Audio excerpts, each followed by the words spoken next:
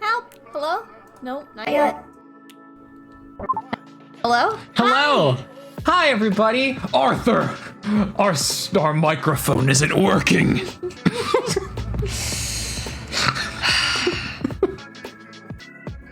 Hi, everybody.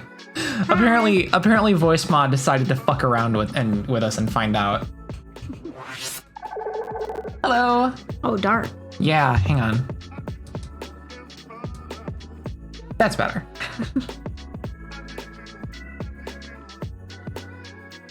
Hi, everyone. Merry Christmas Eve. Or happy holidays if you don't celebrate. Yes.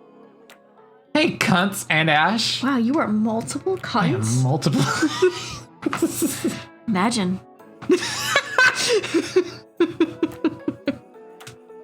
Merry Christmas, sinners and Ash. Let's be honest, we both categorize under that one. Maybe Cronin was calling like everybody else in the chat also cunts. I don't know. Oh, maybe. That's very sweet, but I won't be offended if you call me a cunt too. Imagine 8 cunts. Maybe more.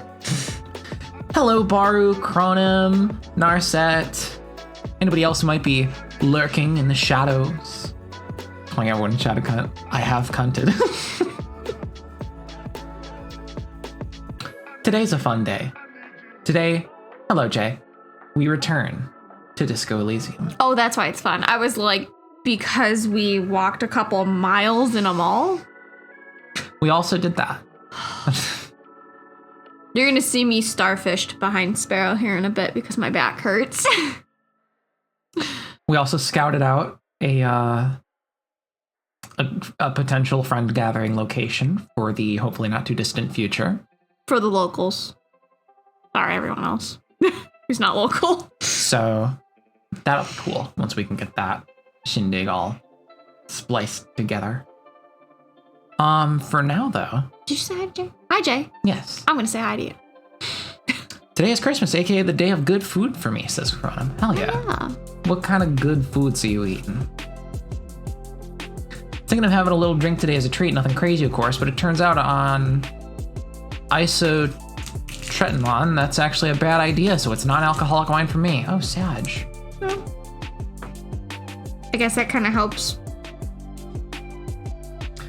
I think I'm technically not really supposed to have much alcohol on Vyvanse. I think most medications honestly say that. But I don't do it often. And as long as, like, the main important thing is, like, Don't take the medication. Don't chase with it. Yeah. Like if you have morning meds, it's okay to have it in the evening. Yeah. But Oh, speaking of, can you grab me my my night meds, oh yeah. please?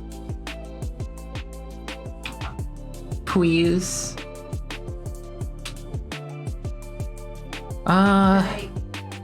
The spironolactone and the estradiol. Everything else.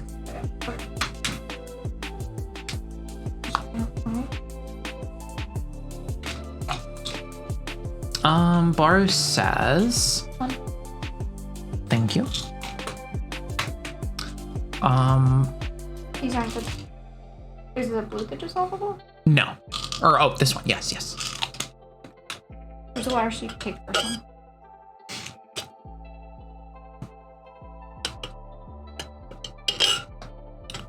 one. Baru says, guess who, between scratch-off tickets, Christmas money, and tips, was able to get Pokemon Scarlet? Nice. Cool. Is it fun? Is it good and stuff? I've heard it's super glitchy. But I heard that's kind of what brings in some of the charm. Narcissus says, depends on the med. There's no rule like that. Stop spreading misinformation.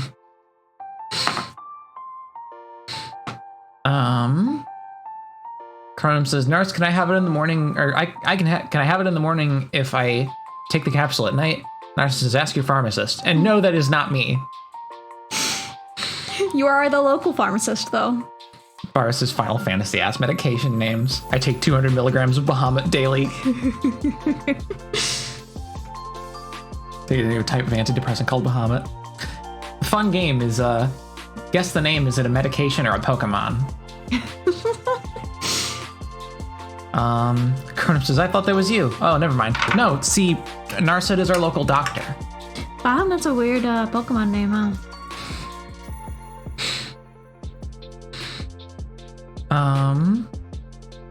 Narcissus says, I can tell you cool facts, but I can't give medical advice. Chromie did it again. Same joke hat.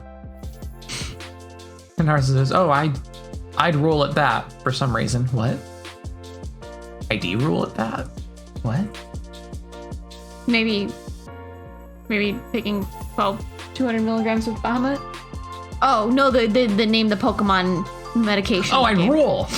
Like I do well. Yeah. Okay, got it. I struggled to parse language for a moment there.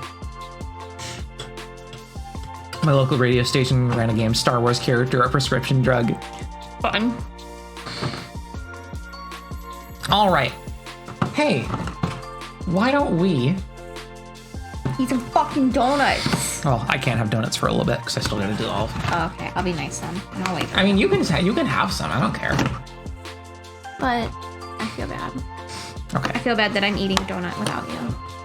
It's like fine. Are you sure? Yeah. I'm gonna make a fucking donut. Go have a fucking donut. Having a fucking donut. Hell here. yeah. Hey, I'm fucking having a donut here.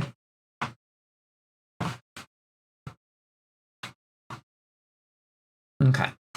So we are loading up Disco Elysium. Cronum says, it's like fine. What, the non-alcoholic wine, or are you riffing on something I said? Oh, yeah, riffing on something I said. Spirit talking like a valley girl. That's just me, baby. I was making fun of you. Bar says, Kuno says, eat a fucking donut.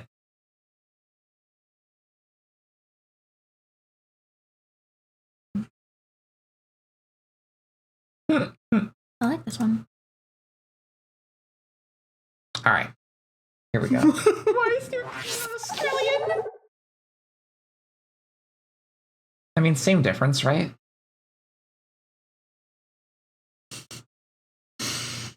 Stop trying to pick fights with Chrono all the time. Kuno is Australian, that's why he's like that.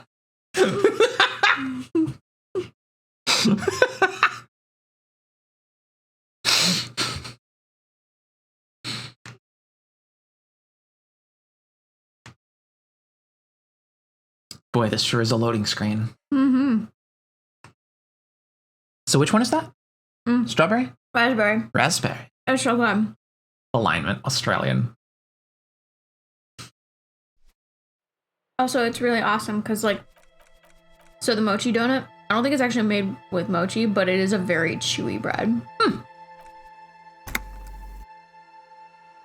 You can sleep after 2100. Sleeping heals all your health and morale. Good. What, we can't sleep at noon and really make this man a disaster? All right. Where were we? We just talked to Kuno, got some information from him about his very violent father. Old girl's over there still. You.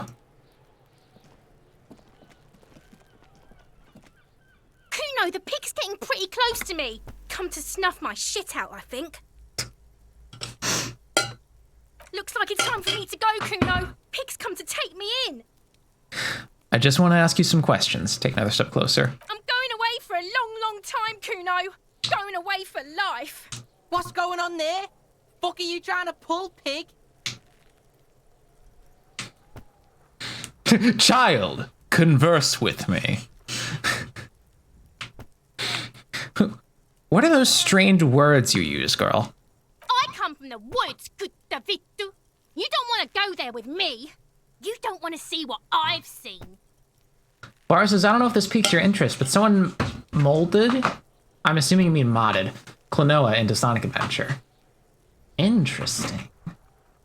Like just as like a character skin replacement, or what? Don't be traumatizing here. Get the fuck out of here. Your friendship with him means nothing.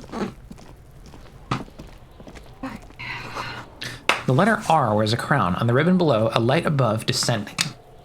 No, someone molded the real Sonic into Klonoa. It was excruciatingly painful for him. Alright, what's the key? Would you like some tape on your forehead? Tab. I'm gonna put a little dab of tape on your forehead, okay? Pussy, want some tape? Mechanically unique. Really? Interesting. This trash container is locked. The sliding lid has a padlock that says, whirling in rags. There's something in there. Not necessarily connected to the case, but still. Why am I looking at you, trash container? You're just a trash container. Well, it is a container. Maybe you're prioritizing it. Lieutenant, what do you think could be in there? Trash, food waste from the cafeteria. They lock these containers to keep the derelicts from flocking in. Could be evidence too. Yes, I feel like there's something in there. What do you mean, feel? It's just a hunch. Maybe someone threw something in there? Mm-hmm. He leans in to inspect the lock. How do we get the lock open? We could try using a pry bar. There's one in my motor carriage, Or, Lieutenant? Or we could ask for a key from the manager of the Whirling in Rags. He probably has one.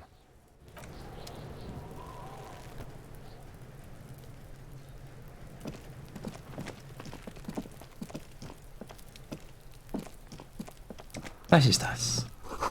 This winch mechanism has been oxidizing for some years.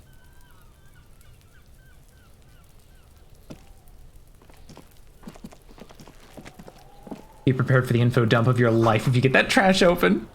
Someone's trying to grow herbs in this greenhouse. I suspect it's the gardener. This kid's ladder is rickety, but still climbable. Oh, hang on, I have a thought. The ladder's for kids. Wouldn't hold the weight of a grown man. The corpse looks at you with bulging white eyes. The face around them does not look human. It's swollen and ready to burst. His lips are fish-like and his tongue like a ball gag in his mouth. Oof. Oblivion says, hey guys, Merry Eve. Hello, Oblivion, welcome. I hope you appreciated my stream title. Ash and I have been memeing on Malevolent hardcore the last couple days. I'm now on episode 13. Bro says, y'all seen Glass Onion yet? Damn, me too. No, I have not. That's the one where the I've been seeing a lot of gifs for it, and it's piqued my interest. I know Rish was talking about it the other day. I just know that the guy from James Bond, plays Among Us. And Janelle Monáe's in it. That was from that gift set. Yeah. Otherwise, I haven't heard it at all until you guys started mentioning it. Gonna watch it tomorrow. Don't spoil me. Sequel to Knives Out. Crow says, this game would be better if Kobeni was in it. You seem to be holding your breath. Look down. A cargo belt twists his neck at an unnatural angle. The body below appears stiff. It's letting out an ungodly rot. The smell seeps in, even through your clenched nostrils.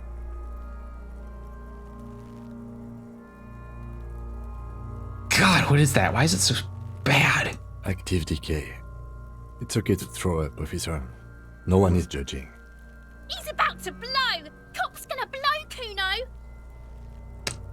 I'm gonna turn away. Hang on. I need to prepare for this. Trash container.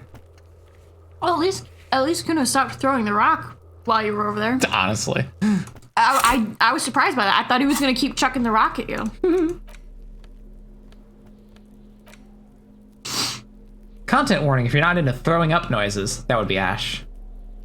Well, more my sister than me. Well, I can handle it as long as it's not like overly graphic. yeah. There's only so much graphic potential in this.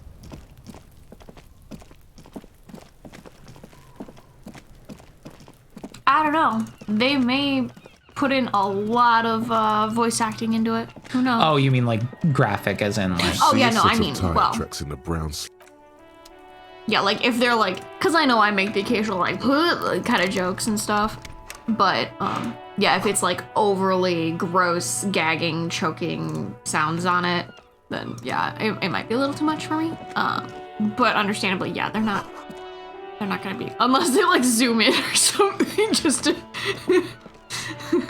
just to show him puke. I almost missed this. I keep forgetting which button it is to activate detective mode. an old call box with a matrix Jesus. of push buttons lists all the companies in the East Delta Commerce Center. Revachol. What a beautiful city. Let's call the Whirling in Rags. Nothing happens after you ring the doorbell. They don't want to talk to you. All right.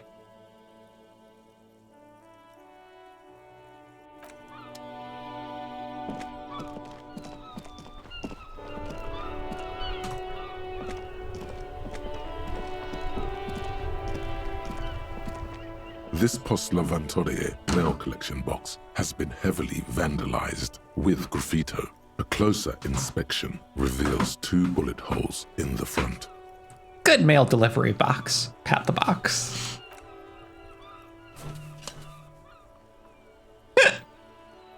The box seems happy. Eat shit pig, fucked by the coon, and St. G with a crown have been scribbled on it. Jenny is a whore, and best set mailbox also.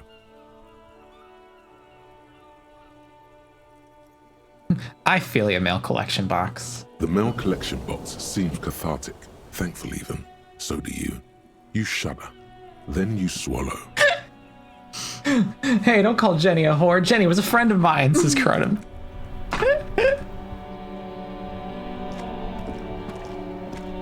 The worn and beaten wooden planks of the bench do not look overly comforting. We can sit on benches after we've solved the murder. Let's go. You can revisit the bench if you ever need to pass the time when Lieutenant Kitsuragi is gone. There's a reference to the killers, by the way. Ah, gotcha. Some great tectonic forces cracked the pavement like an eggshell.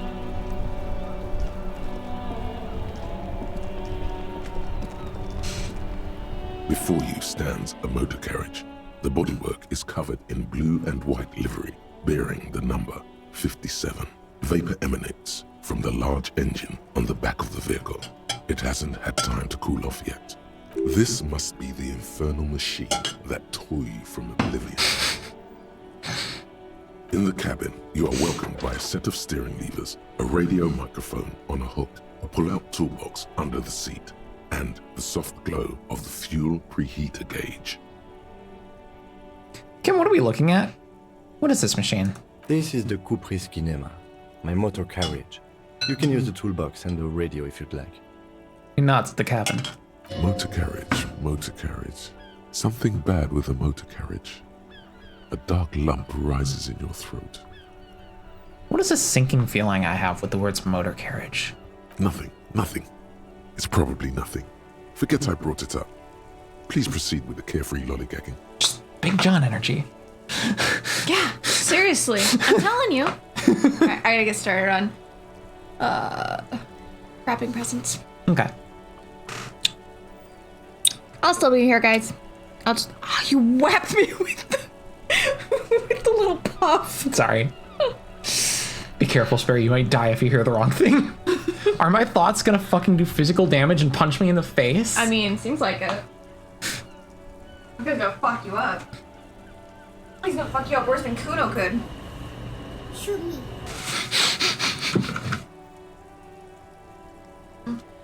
Hi, Rosie. Narcissus says no stream violence. But he calls for stream violence? In retribution, I guess. Ah. This must be what woke me up when you arrived in Martinez. The infernal noise. Yes, sorry about that. The Kupris Kinema does have a rather distinctive engine sound. Do you want me to turn it up at all? If you can without it affecting your, Hi, Ella! Unload the ultimate clip. Okay, well, I will not start wrapping presents. Excuse me, Rosie. What have I done to deserve this? I think this is Ella's way of greeting, kind of like fun does. Uh-oh. Jolly crime, friends. Jolly crime indeed, Ella.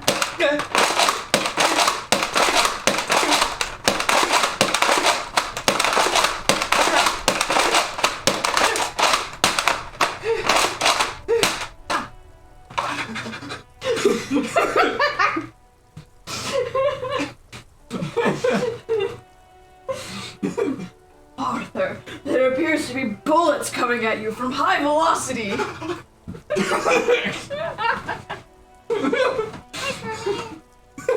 Everything's normal, baby. 5, 8, 9. We're always. Is it on the shelf? I thought I saw one go flying past the llama. No.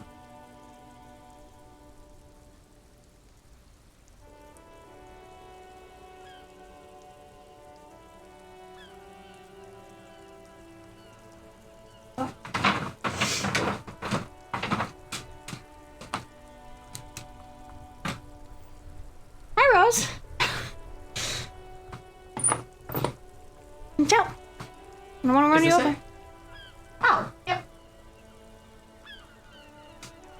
I should probably pull chat up on my phone so I can see things too. Anyway. Benui, Crime Miss, hello. It is indeed. Hi, welcome, how are you?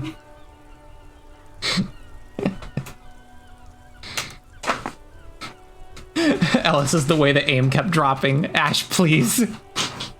I like to hit Sparrow in the butt cheeks. Cronum says, my family isn't doing presents this year because money has been tight, so my Christmas present is not paying rent one time. Oh gosh. If it values out at least, maybe it's not bad. Ella says, if it makes you feel any better, Raya is currently staring me down for my crimes. Benui says, I'm good, glad I can make a stream. Just so I can make sure my memory is intact. This is Bun, right? From the voice acting? Hello. Hopefully I'm not mistaken. That's gonna be embarrassing if I am. I might be. Ella says, okay, back to cleaning up the mess I made because I decided to go through and finally hang my earrings in a display/holder and then clean the area the holder's over and then forget halfway through the sorting the stuff on the floor.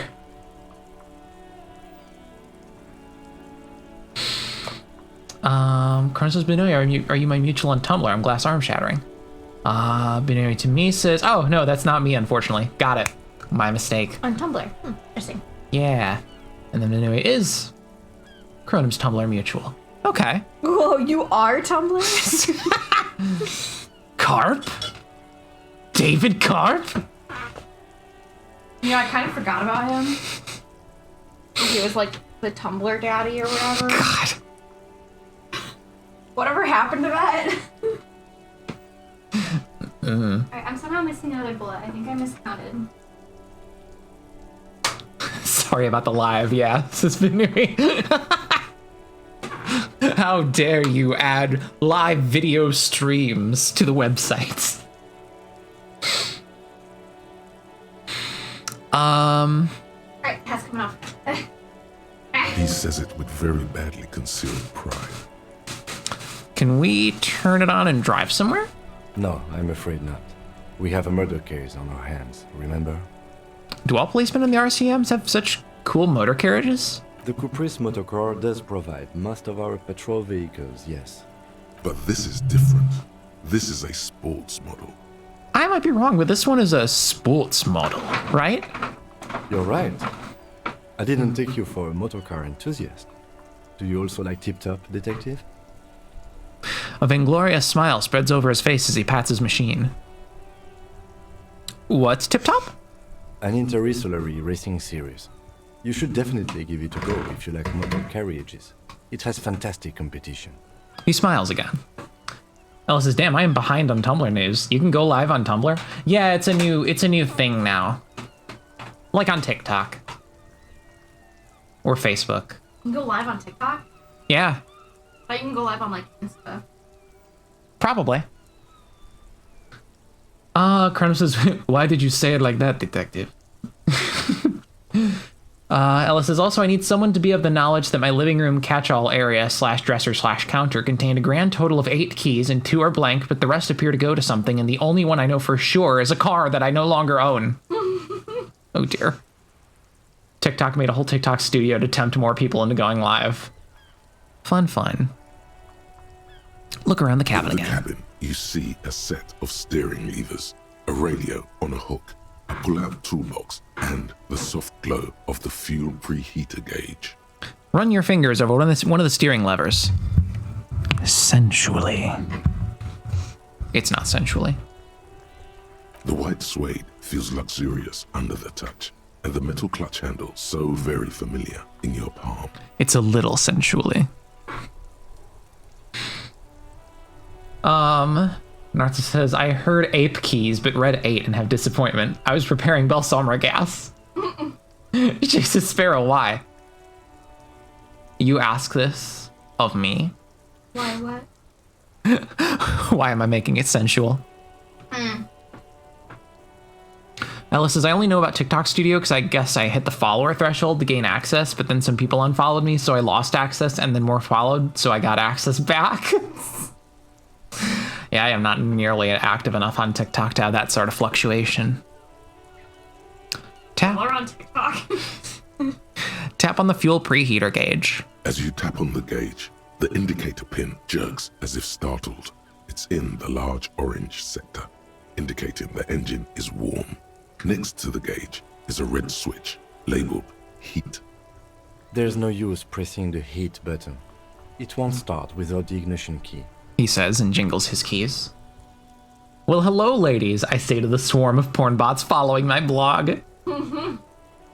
I hear people on the site saying, oh, you need to block those because they use your blog to validate their URLs and stuff. And I'm like,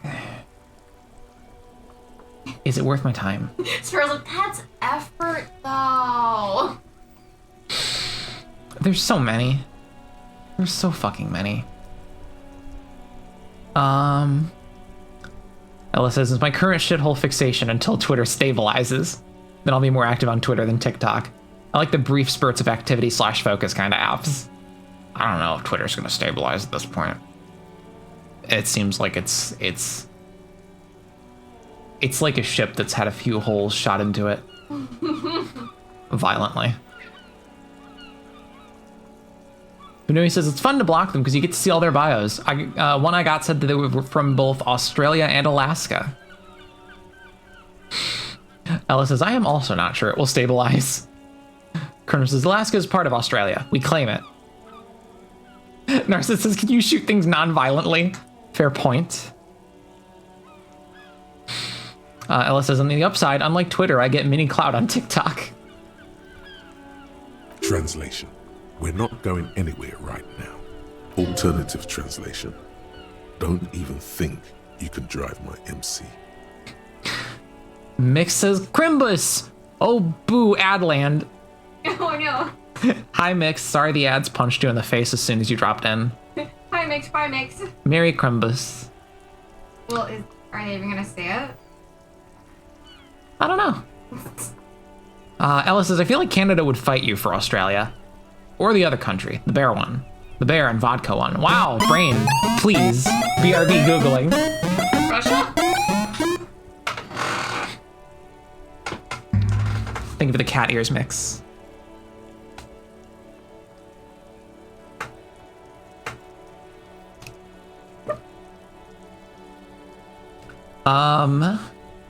Carter says, biggest cloud I get online is very occasionally one of my posts will get a couple hundred notes. It makes me feel like God. So there's an audio post that I made years ago that is recently making the rounds again on Tumblr. If any of you have ever heard it, it is the Bill Nye the Science Guy intro music, except it keeps repeating the word Bill and it slowly corrupts over the course of the audio into a demonic chorus chanting the name Bill.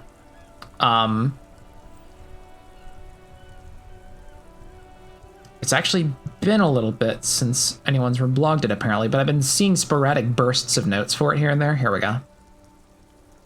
I initially posted this December 2nd, 2012.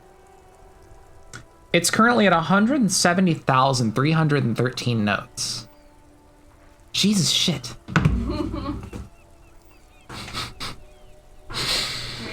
surprised. It's wild that something that I made is that widely seen. I mean, you were kind of Twitch famous for a while. Twitch famous? Whatever. Tumblr famous. You were Tumblr popular. I was like low tier Tumblr famous, if anything. Compared to like Stan. I don't want to say. Oh. I'm gonna be hunched over GIFs all day. Hi, Lilith. Thank you for the posture check. Hi, Lilith. Baros says, Elon adding views to tweets after he said he was stepping down feels like a raid boss going into its final phase and adding mechanics. Oh, sweet. That's one whole bag. I don't have to wrap. I forgot that you bought books for yourself. That's right.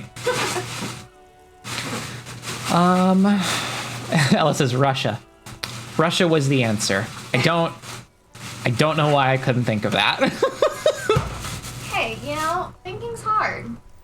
Some days it just doesn't work right. You're like, what the fuck is up, brain? Mick says, until I can get back from Adland, put him on! And then Bill. I think you sent me that ages ago. Cronum says, yes, I've seen the post. Sparrow was in the book post. I had seen your smelly face in that post many times, years before you became my friend. It is so very strange to be part of an internet artifact like that. That still gets passed around now and then. You are an internet artifact. I am an internet artifact. Ella says, my current claim to fame is my hammock chair under a sound on TikTok. Hello. Used by like... Yeah.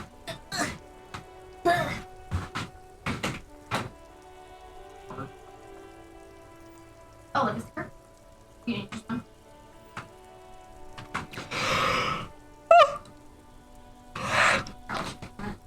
I gotta stop the flowers. No spoiler.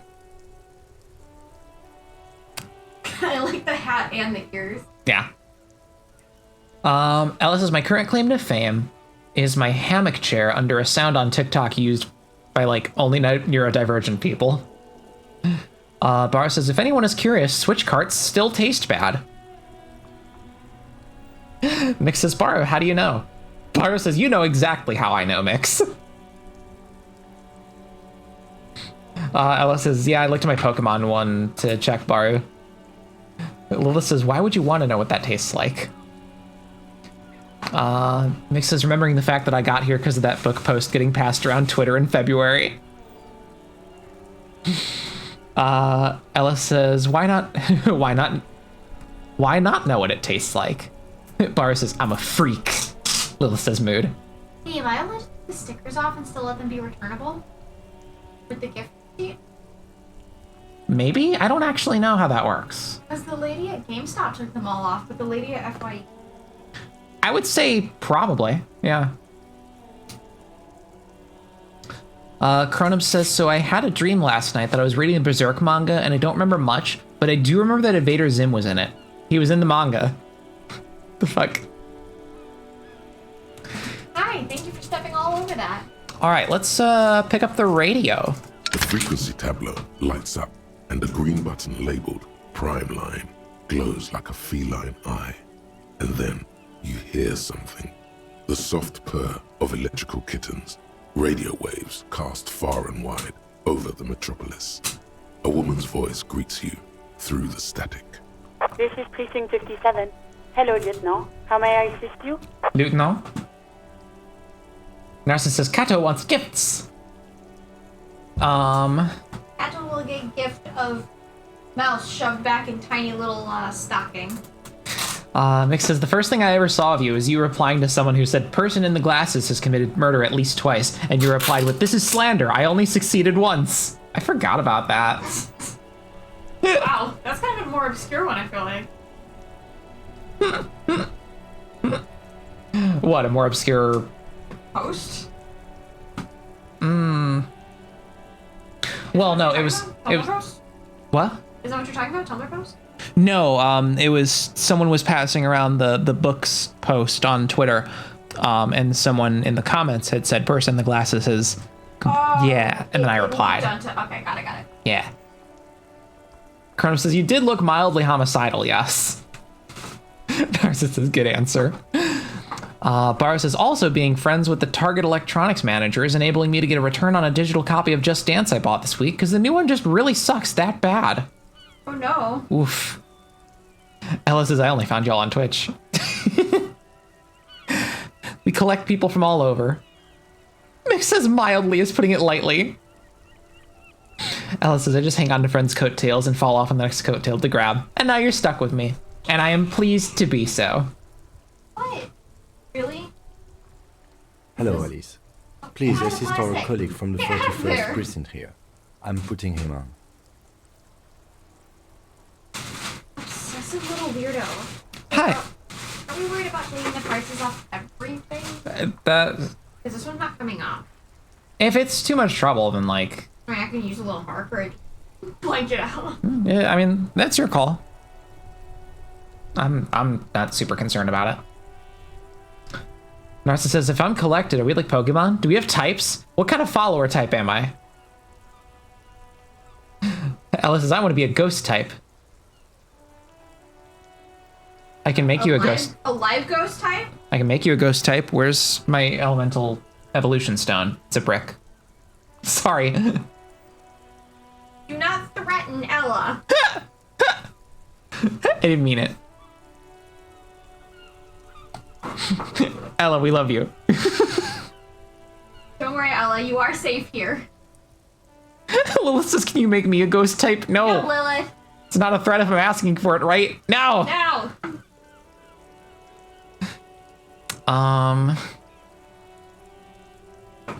Lilith says, I'm friend of a friend who became a friend type follower. Oh yeah, I forgot you got a soda. Oh yeah, I got a soda. Still feels cold. Thank you. So check out this fucking soda that I got at the mall. Oh. Hey Goku. Warhead Sour Lemon. I didn't realize they made. Amazing. I didn't realize that they made Warhead soda. Man, you bought a lot of stuff for yourself. I did. Pain was for you? Pardon me? Yes. That's a normal question. Masker. I wish Wingy were here because he would appreciate this. You can't read it or see it all that well, but it's sensu beans. It's sour fruit flavored candies. I think it was sour. Can you sit down from there, please? Yeah, check out what's over by the door. Mick says, lurk command might be back later, might end up falling asleep on couch, who knows. Baru says, FYI, 2022 had 700 songs, and 2023, the new one, has 140 songs. Also, it's a live service season pass based game now. Oh, fuck that. Dude. That shit's such garbage.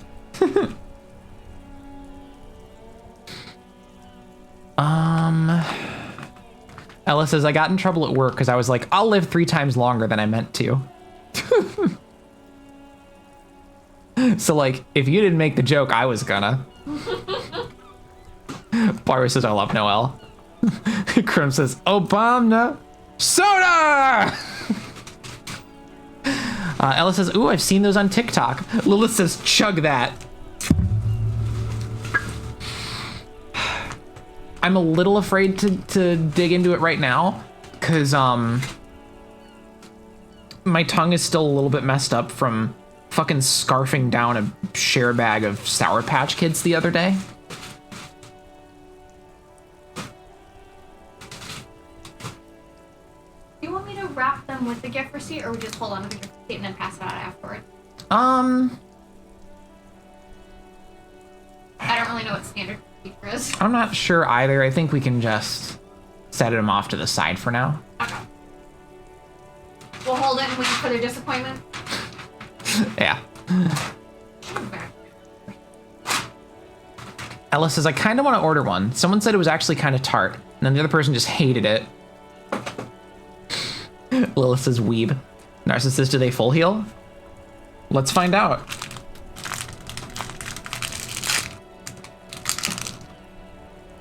Sensu beam.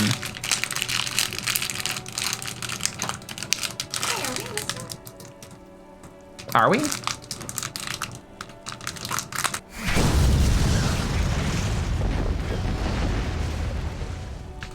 had...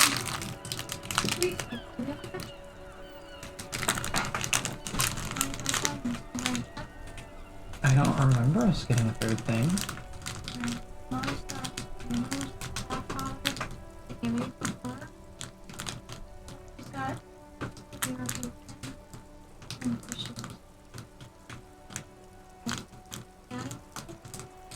Sure.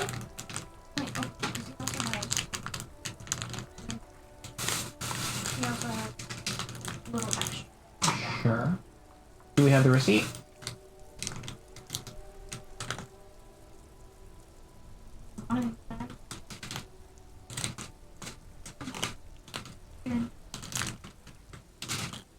Because I'm trying to separate stuff out of hamburgers so I can keep it hidden in the bag in case they drop in.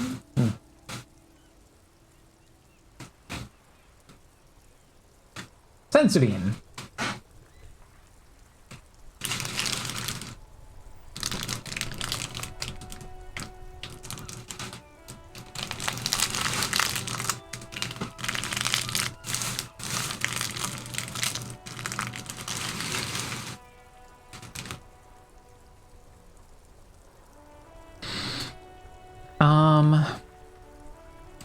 Bara says, I miss Wingy, dude. I do too. Yeah. Ella said, what do I know those words from? Lilith says Dragon Ball Z, Bara says Dragon Ball. Ella says, oh yeah, the only thing I actively paid attention to in DBZ was Vegeta's butt.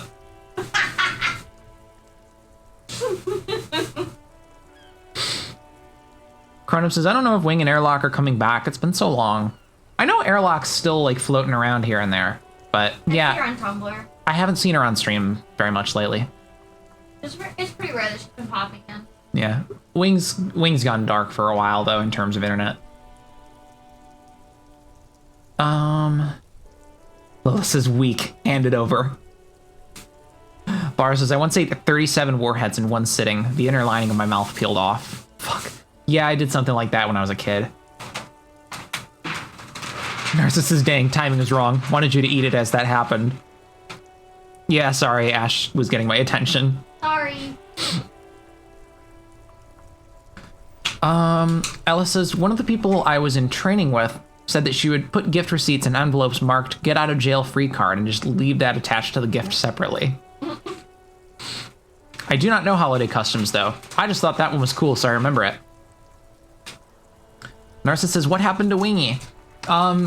There was, I don't want to go too into detail because it's not my place, but there were some issues that happened, between him and some other folks a while back, and he has basically kind of dropped off the face of the internet for the most part, mostly to retain his own sanity.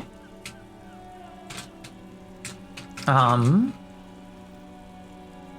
says, Wingy's been full dark, yeah, but I see Airlock at least once every few weeks or so. Yeah, Cronus was big drama with some folks, no one on this server, best talked about off stream. Narcissus says, sorry, didn't mean to pry. It's fine.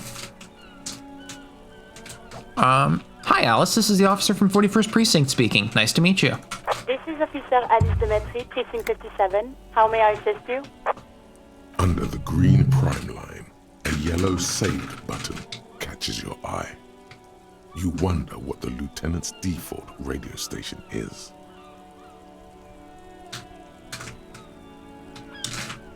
Ella says, today in Jolly Crime, Raya has finally realized the large container on the floor is her catnip container, and she's now trying to break into it. Should probably put a stop to that. Nah, it's always fun enrichment. You shake the container so they realize, then you set it in front of them and watch them try and unwrap the present. Bar says it was sad because Wingy had just come back too. Yeah.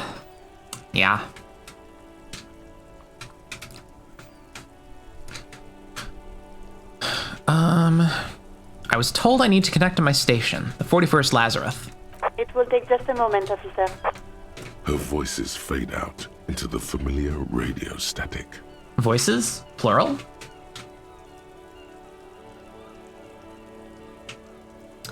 Oh, I think that was originally a typo, and then they might have left it in and had him voice act it.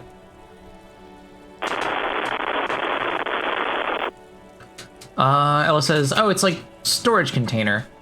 I took it off its usual spot, and she usually sits and stares at it wistfully, but now she sees it on the floor. Barra says, he's the person who recommended I check y'all out, too. Oh, damn, really? Lilith says, whoa, plural? Crazy.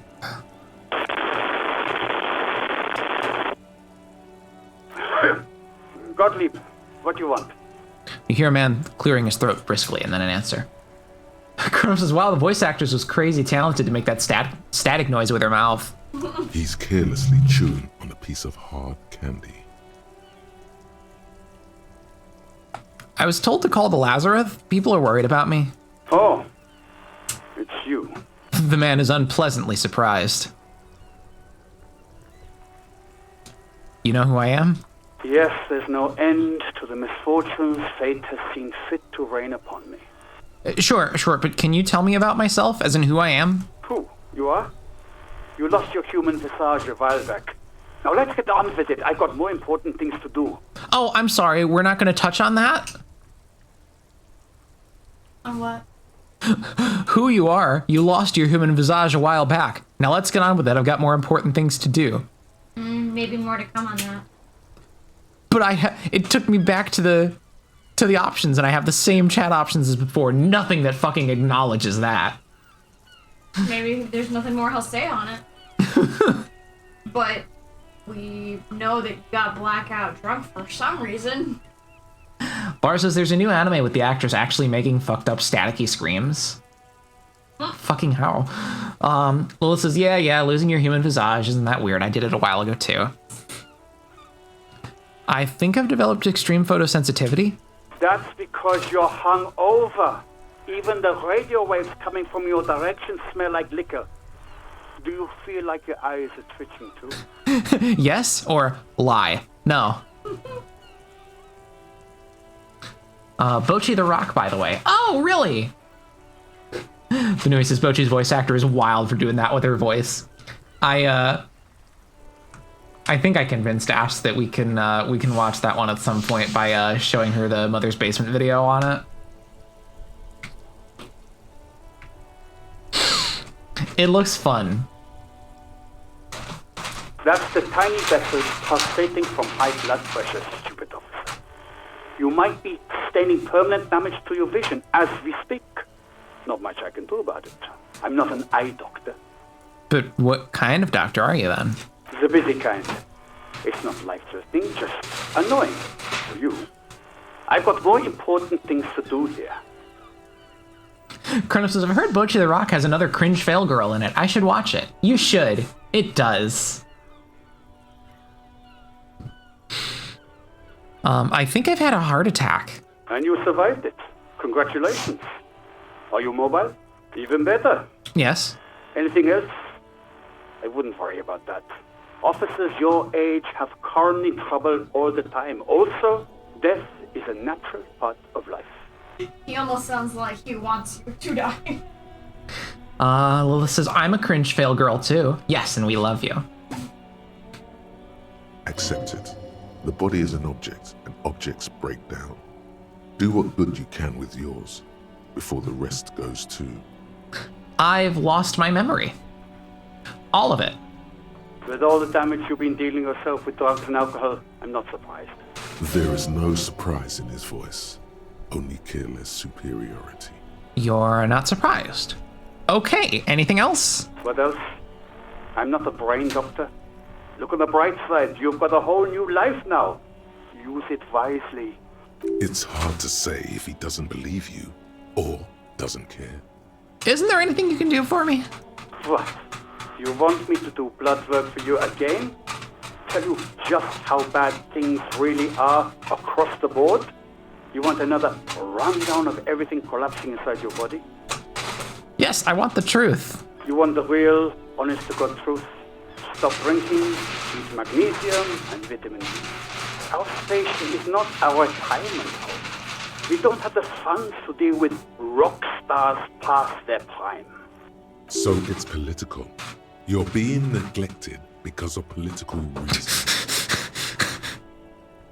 And no, I don't want to hear a political commentary on the topic. In fact, I got work to do. Some idiot has glued his eyelids shut with cyanoacrylate. It looks like McTorson. Cronin rhetoric, what are you talking about? I don't know, it's ageism. They're discriminating against the elderly, i.e. me. It's not fucking cryo-actylate. It's super glue, Doc. How come I hear you perfectly clear? How's the doc doing that with his voice? I guess that's it for now. Phone clicks. Suddenly you hear the already familiar voice. Isn't it the guy next Anything else I can help you with, No. officer? Could you connect... Actually, before I do that... This rhetoric is acting like a Twitter user, assuming a post said something that it didn't even remotely say. Lilith says, that sounds about right.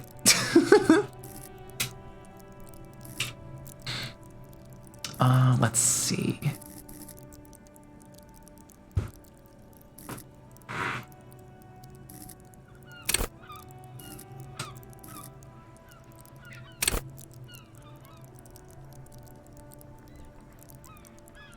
I think I should probably put a point into endurance so that I'm not a fucking 2 hit point Charlie. Cool for fighters who can take a hit, lookouts who don't sleep, human batteries. Endurance is your metabolism and circulatory system. It improves your health, one of the 2 health pools in the game. It enables to survive being a cop. Who cares if you can't aim a gun if you can take a few bullets? Why be afraid of drugs that hurt your health if you're a very, very healthy man? At high levels, endurance enables you to take a few knocks to the head, enjoy a greater quantity of drugs, and shake off a few cardiac arrests. It makes you a powerful man who looks down on the weaklings who can't keep up. However, cops with low endurance are likely to struggle. The body's frail already, and the flesh of a cop will often be tested. And if it doesn't pass, it dies. Let's fix that. Just don't go around touching fentanyl.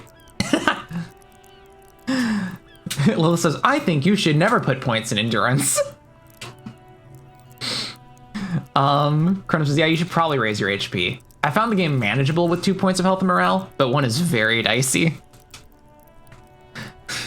Well, thankfully, I do have 2, but I'm down to 1 right now. Lilith says, no amount of endurance will save you from touching fentanyl if you're a cop.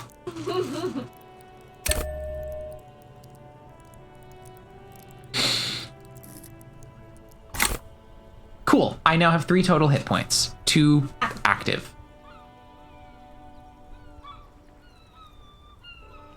It does morale damage to them. Could you connect me to the 41st Precinct? I have something I need to report. Just a second, officer. She puts you on hold, the static crackling softly like a bonfire. After a while, you hear an old man greet you from the radio. His rattly voice is oddly familiar. 10-2, 10-5, this is 41st, come in, over. A scrawny old man sits in a dusty cubicle, smoking, with a large white rectangle sewn on his vest. In front of him is a box-shaped apparatus with an array of wires and antennas. The radio switchboard.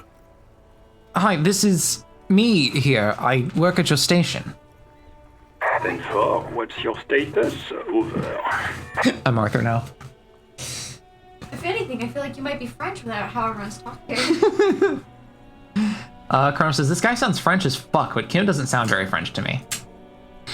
Barra says, I've been watching Columbo in the episode I watched today. Columbo literally solved a case because he was an astrology hoe. He did a palm reading on the murderer and solved the case. Wild.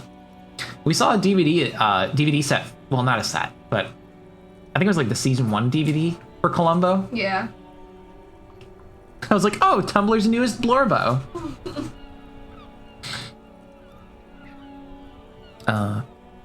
My status, 10-18, 10-20, over. Can you repeat that? 10-18, 10-20, over. Please, just talk human to me. These numbers mean nothing to me. State your message, sir, over. Barra says, P.S. Columbo was good. Kronos says, Columbo is my favorite character from Final Fantasy X.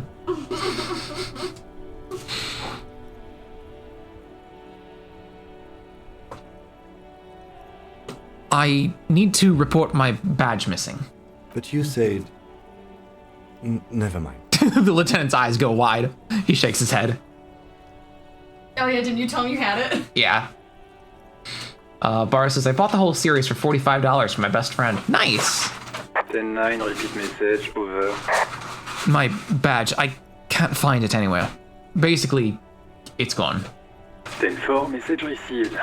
This is a very serious situation. I need to 1022 the captain. Over. It's also all on Tubi. Neat. Is it him? What does he want? A dry voice asks in the background. Says he lost his badge and needs to report it. He what? He lost his badge? Say nothing. Who lost his badge? Dick fucking Mullen. Who do you think? It's Officer Dick Mullen from the bestseller Dick Mullen and the Lost Identity. He says, fighting off laughter. Dick Mullen Oh, is shit. not your name. Okay. It's All right, the we're name good. Of a fictional Our detective bit rate's kind of who fucking did around not and finding use out. his badge. Lilith says, to be, ... Kronos says, there's a scene in Yakuza 7 where the detective character cathartically destroys a villain by exposing him, and as they're taking him away, he says, oh, just one more thing. And then, and that's when I realized this is just a Columbo scene. Man, what is with our stream rate right now? It's fucking bouncing all over the place. I'm not sure what's going on. Oh, we're not getting tanked for our what's it called? When Xfinity screws us over? Data cap? Maybe? Where they like kind of like start to Throttling? Yeah, throttling. Unless of course everyone's just getting overwhelmed on Christmas Eve with Chinese internet too. Maybe. Defend yourself. Immediately. They're laughing at you.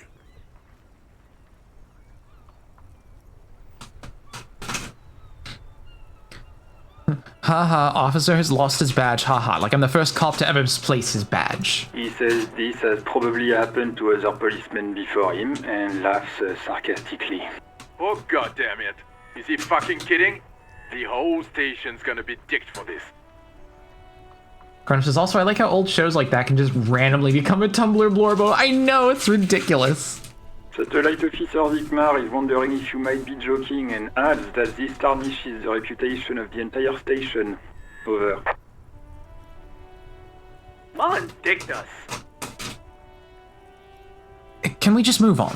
I don't want to get I want to get it reported and be done with it. 10-4, I hear you, officer. I'm just going to make a note here that you are in pursuit of your misplaced badge. Over. Fuck me. Mac, come here. You've got to hear this. Dick Mullen lost his badge. What's going on? Super Cop here lost his badge. He lost his what now? His badge. He lost his goddamn fucking badge. Didn't you glue your eyes shut earlier? And now you're making fun of me. Badge. The man is laughing too hard to form coherent sentences. The only words you can make out are lost and badge. Barra says, my town decided it doesn't want to pay more money to TVA, so they decided to do rolling blackouts intermittently to save them money. On Christmas. In 8-degree weather. I woke up and my house was 12 under what it should be. Jesus. Yes, very intelligent city planning. Christ. Could you all please just stop saying lost his badge for a moment? He asks you to please stop saying he lost his badge. Why? Did he find it? The room at the other end of the line erupts in volcanic laughter. Sergeant Person was wondering if you found your badge yet. Over. You don't have a comeback. Sorry. It's hard to think like this. Say nothing. Sparrow, why is Harry British? Because Ash and I have been listening to... Lilith says, why are you? So Ash and I have been listening to a podcast lately called Malevolent, which features a main character who is British and is in a situation that is reminiscent of Disco Elysium in the sense that there is a voice in his head that communicates with him frequently in a way that has some Disco Elysium vibes. So I'm now transferring those character voices over since Harry doesn't have a canon voice that I'm aware of. Bar says, I fucking hate Barstown here. Utilities. I'm very sorry. Will immediately comes back, Sparrow, why are you British? Chrono says, I don't know, and I'm so sorry. Making Harry Town sound too sophisticated. I mean, kinda, yeah. Look, Brits can be fucking messes. Yeah, but, you know, he sounds so posh. You know? And I'm sure posh men can be absolute fucking disaster train wreck, but... Yeah, so give him a chav voice, not a posh voice.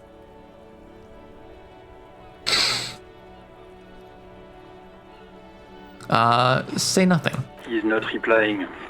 Looks like he's still looking for it. You can hear laughter in the background. Enough with this now, I have other things to discuss. 10-9, come again. I didn't get that. Over. The animated conversation in the back is making it difficult for him to hear you.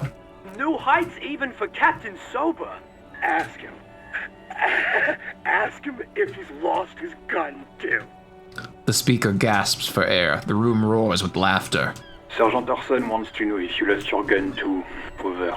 Check your pockets. Check your... Holy fuck. You don't know where it is, do you? Like, seriously, just some of the cadence of this is so... spot on. I don't know what I just rapped. Well, it looks like a DVD set.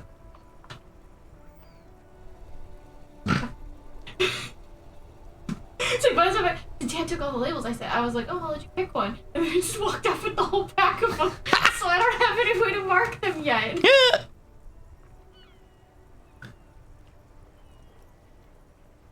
Chrono said, did you wrap Harry's gun? You ought to give it back to him. I'll give it back to him tomorrow. Narcissus says, lol, open it and find out. That's part of the Christmas magic, yeah? I'm not supposed to open it! I don't have my gun? No. It's gone. It's not fucking on you. Seriously. That's just John. Yes. I'm telling you. I'm so glad you, like, have listened to enough of it now that you see. Don't sweat it, Bratan. You don't need a gun to have fun. We can still have fun. It's not all over. That's just my necktie. 10-9, come in, officer. Did you get my question? We were wondering about your gun. Over. All right, drama roll. Convince them that you didn't lose your gun. Lying over the phone, it's easy. Just say it like it's the truth, and then it becomes it. No, of course I didn't lose my gun. He says he didn't. Chrono says, oh, I forgot, you made Harry more insane than usual, and his necktie is a creature. Thank God for that. That would have been a nightmare. I don't even want to imagine the poor prick who has to relay that kind of news to the captain. Losing his badge is bad enough. Tell him to find it, and fast. We can't have some gangbanger running around with it. We're all glad to hear you've not lost your gun, officer. You need further assistance. Over. Task gained. Find your gun. It's probably still in the hotel, where your badge is too. Or in the dumpster. Why would it be in the dumpster though? Listen, I've actually lost my gun too. No. I am in dire need of financial assistance. 10-4, I hear you. I don't have the authority to grant your request, but... What does he want now? He's asking for money. Is he fucking kidding? I don't think he is. Don't give that asshole anything. He's just gonna drink it all. Right. That's a negative on the additional funds, sir. Over. It is paramount to the investigation that you grant me more money. He says it's important to the case. He isn't getting a red cent. You can tell him that. Request denied, sir. Over. Please, I'm begging you here. I don't even have a place to sleep tonight. He says he's in trouble. Doesn't have a place to sleep. Well, I guess he'd better crack the case before sundown then. Vicmar said... Enough, officer. This begging is below. I don't want to be here anymore. I want to go home. Please come and get me. That'd be so funny if it ended the game. Ella says, do the others know you can hear them?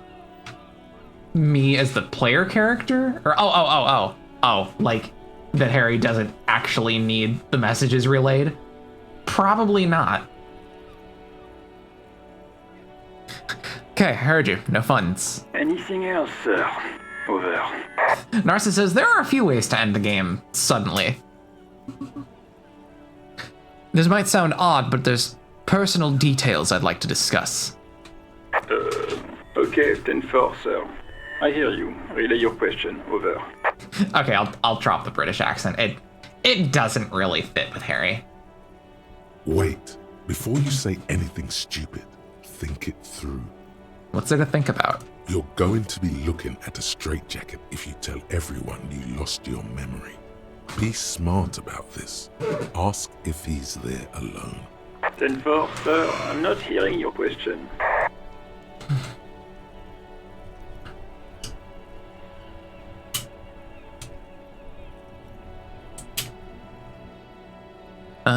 Hold on. Are you alone in the room? I need some confidential information about myself. That's a negative, sir. I got a 10-12 here. Over. I wanted to know if you got my badge's description right in your report. Could you read it to me? Name, rank, date of birth? What? What is it? He's still on the line? He wants to verify the information on his badge. But of course, it says Dick Mullen, High General of the Revacholian Cavalry Force. Tell him to stop wasting time. What do you need, sir? Over. Any news about my, family? 10. Excuse me, sir. Over. You probably don't want to continue on this road. Nothing, never mind. Come again, sir. I didn't get that. 10-9. Over. Have I ever told you about my life before the RCM? 10-4. Well, that's, Does he actually want something, or is he hell-bent on disrupting our work? He asked if he ever told me about his days before joining the RCN. For God's sake, cut this shit out! Tell him to stop wasting time and be a goddamn policeman for a change. Sir, Satellite Officer Vicmar says... I heard him. So, was there anything else?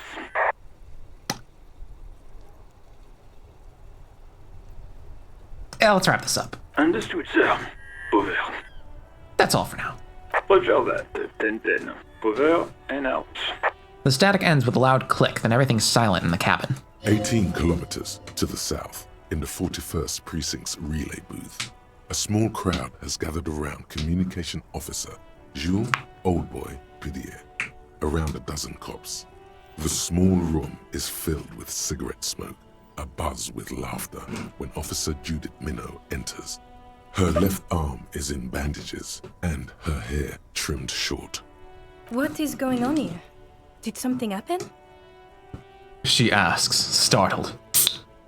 Jean-Vic Maire turns to her and says, What happened is my partner made contact, and it's not good. He's lost his badge. He seemed confused, delirious even. He stops to reflect.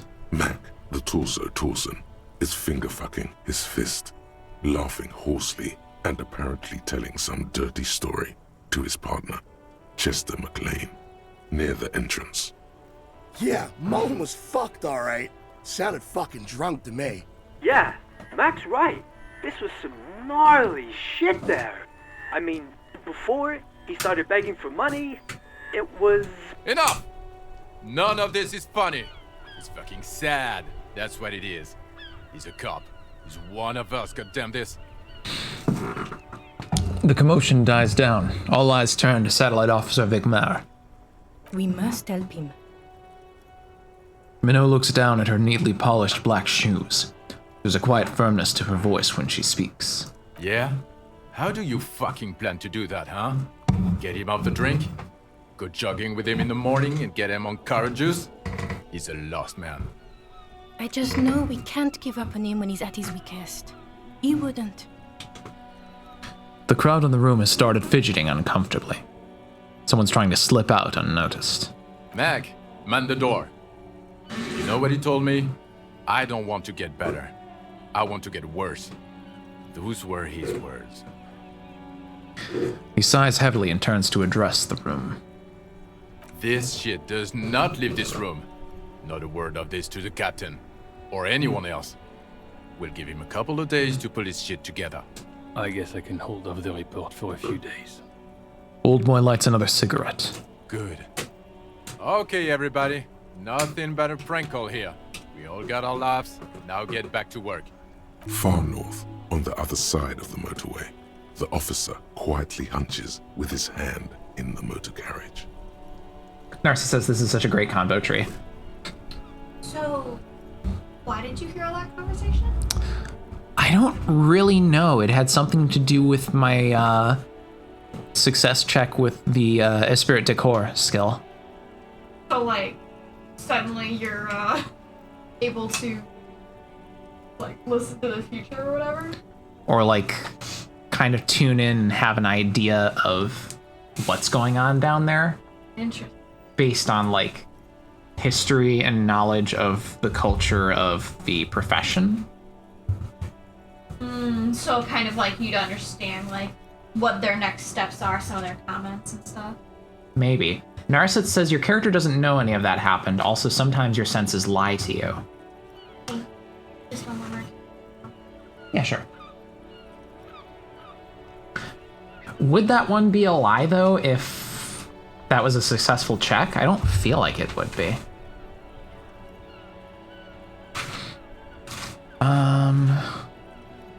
Pick up the radio again. How may I assist you? I need you to connect me to a civilian, a Sylvie. She may have reported a murder. Narcissus says, I will not spoil you. Fair enough. Of course. What is the number, officer? Kim, didn't Gart give you Sylvie's number? Yes, hold on. Her number is 005 1944 298. Narcissus says, sometimes you succeed and aren't told the truth. Sometimes you can win checks that say you can. That say you can't, you mean? Or vice versa? The game isn't perfect and sometimes actively lies. Received. Hold on, officer. Sometimes you can't win checks that say you can. Gotcha.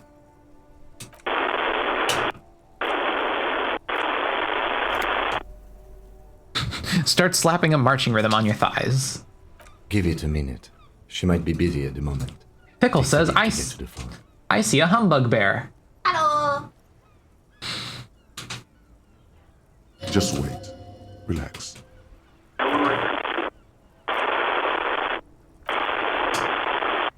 Officer, I have Sylvie Malaika on the line for you. Yes, hello? A female voice greets you through the static. It sounds like she's a million miles away from here.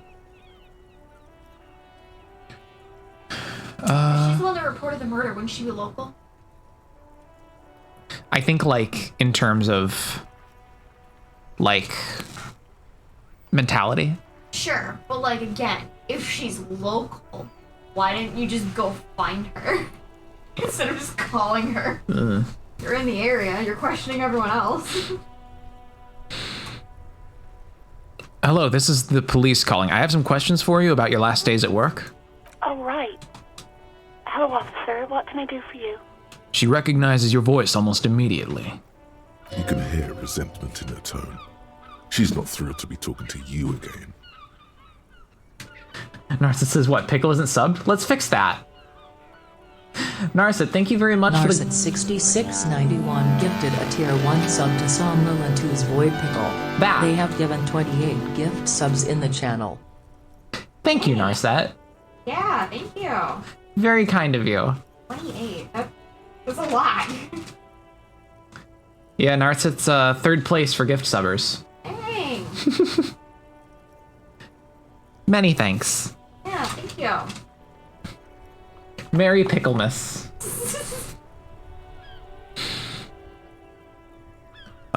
You quit your job at the Whirling. Why? I think most of those was in like 2 goes, says Narset.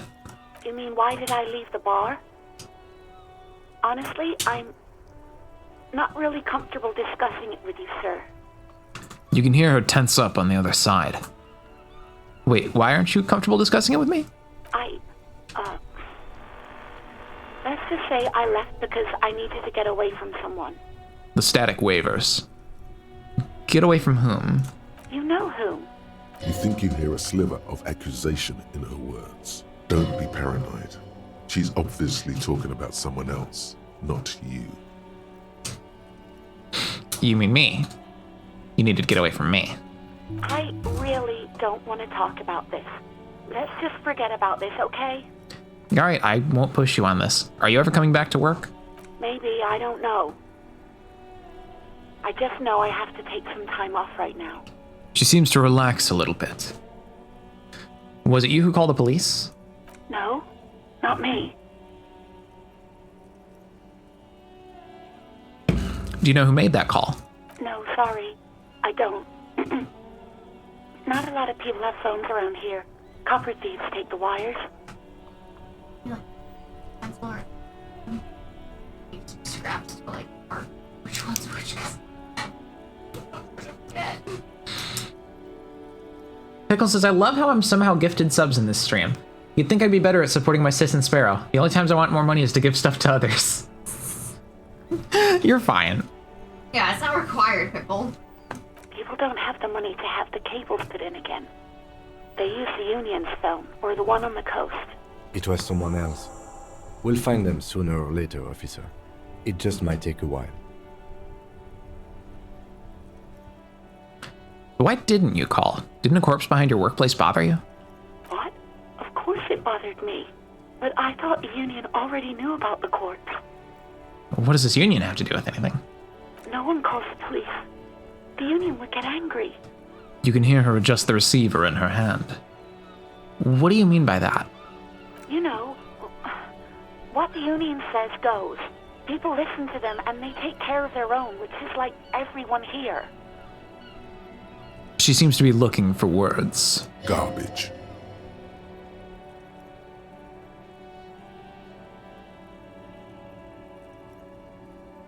Wait, Kim, lower your microphone. She's speaking truth? Union's the law around here? Legally, no. In reality, yes. Martinez is de facto policed by the Dock Workers Union. Narsa says it's a time for gifting. Also have happy muffins. They have hats because they are also in the holiday spirits. Pickle says, yay, snowing muffins. Words are not necessary to feel the lieutenant's discontent for the situation. Looks like there's a limit to my authority then.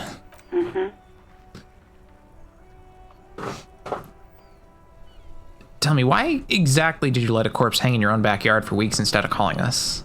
I didn't want to get in trouble with the others. Push her further. Show her the error of her ways. No, don't push her. It sounds as if she's about to cry. What others? The other people who live around here. Local people. I didn't want trouble.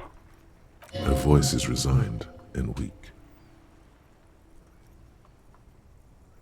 What trouble? You don't live here. You don't understand. Squealing is frowned upon here. Everything is dealt with, well, by the Union, internally. Please, I just didn't want any trouble. You hear static, her chin rub against the receiver. I see. Don't worry about it, I understand. You do? What else can I do for you? Okay, next question. Yeah, go on. Have you seen my badge? Yes, I know who you are. You're a police officer. The law. Wait, how did you first learn I'm a police officer? You told me back in the whirling. You told everybody, and so does your badge. I don't need to hear about it anymore. But my badge is missing. Have you seen it anywhere? Oh, no, I haven't, sorry. Real policemen have uniforms too, by the way. Where's yours? Kim doesn't have a uniform, and he seems real to me. He's in plain clothes, voluntarily. It's different from not knowing where your uniform is. There are officers who wear the signature Perseus black uniforms to the highest ranks in the RCM and end up buried in them as well. Others do it more casually. Looks like you're one of them. Have you seen my gun? Please, no. Not this again. Everyone saw your cool gun, detective. She sounds beyond exacerbated. I showed you my gun. When did it happen? You were trying to impress some people with it. Everyone was eating, and... She stops hesitantly, not sure if she should continue. And what? What did I do? You were waving it around in everyone's face, begging them to describe it. You said it calms you, and then you started making suicide jokes. It got pretty graphic. Some poor sod was trying to eat his pudding while you were screaming, spit flying, imitating the mercy shot right next to him. Spat some in his food. I don't think he touched it after. Okay. I don't know what to say. See ya. Sorry, Lilith. Do well. Feel well.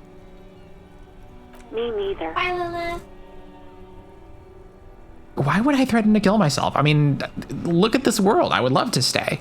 There is silence on the other end of the line. Yes, but what happened to my gun? No idea.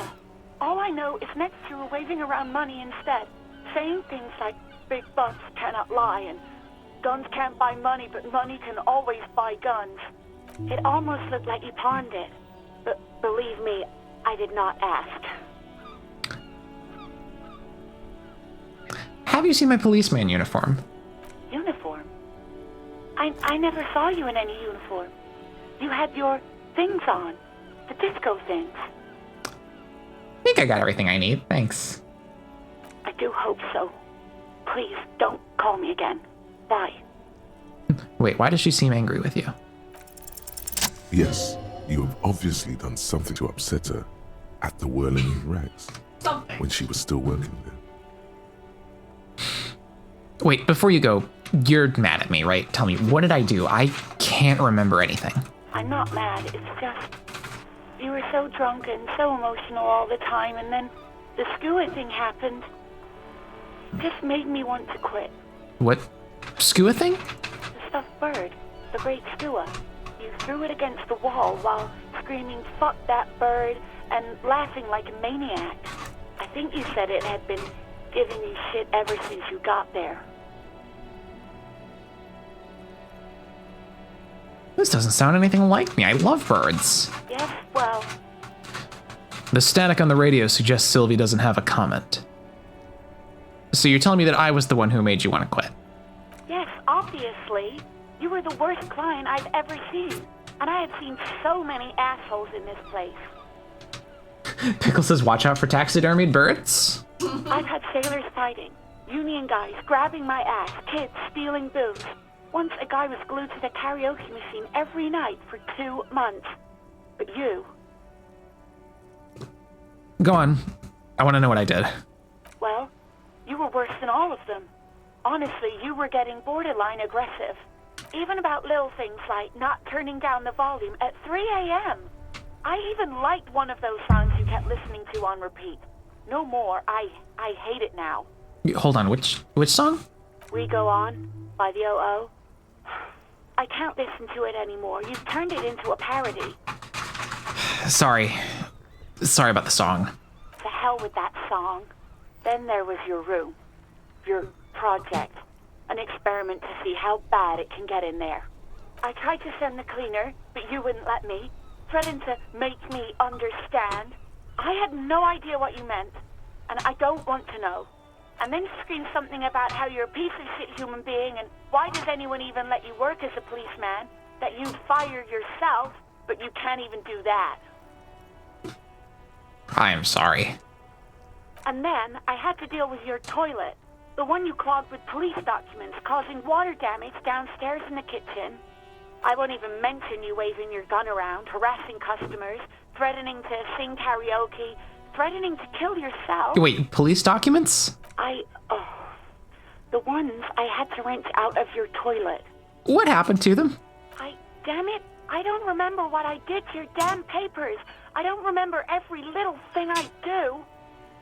Resentment gives way to concern in her voice. Especially when there's a hurricane loose. It's your fault for losing them, not mine. Something in you wants to immediately forget about this, as if there was a reason you threw them away. Pickle says, how is threatening to sing karaoke on the same level? Well, when you're a certain level of bad at karaoke...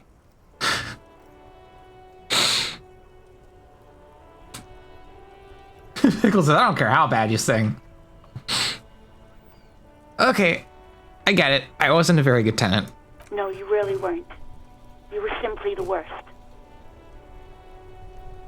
I am truly sorry for everything, Sylvie. God, I knew I shouldn't have brought it up.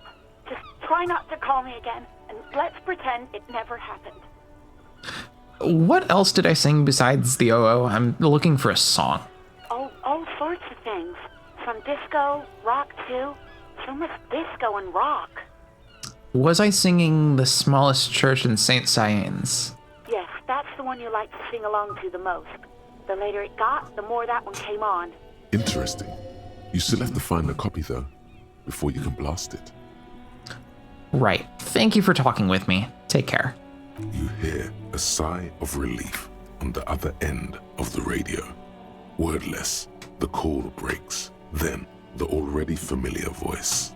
Anything else I can help you with, officer? I'm done with the radio for now. End call. 57's over and out. Her voice disappears into the void. In the cabin, you see a set of steering levers, a radio on a hook, a pull-out toolbox, and the soft glow of the fuel preheater gauge. Pull out the pull-out toolbox. A metallic drawer slides out from under the seat and clicks into place. The tools inside are neatly organized. Take what you need, officer. It's going to be a long case. I'm not protective of my tools, like some men are. He's clearly a little protective of his tools. But what can you do? Work is work. All right, take the red-tipped pry bar. The pry bar feels nice and cold in your hand, heavier than you'd think.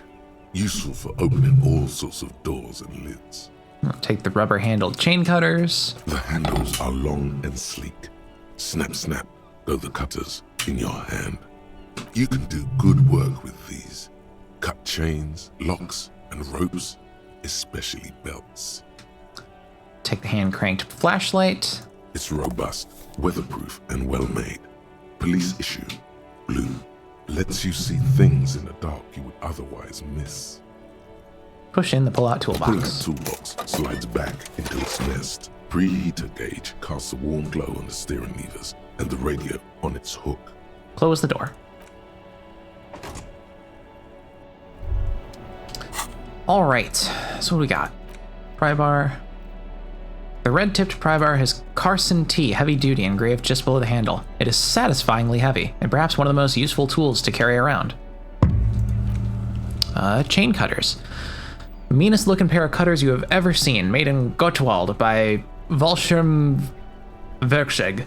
No chain, wire, nor barbed fence will ever stand in your way again. They look hungry, ready to chew steel. Flashlight. A police flashlight bearing the logo of Grundstellung RAO. The small dynamo packed inside this handheld illumination device theoretically gives you the ability to produce a tiny amount of electricity anytime, anywhere. Okay, we got here.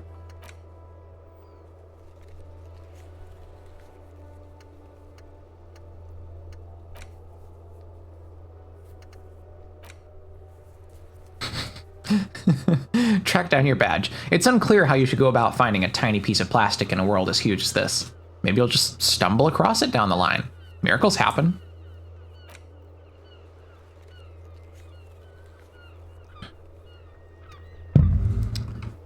Okay.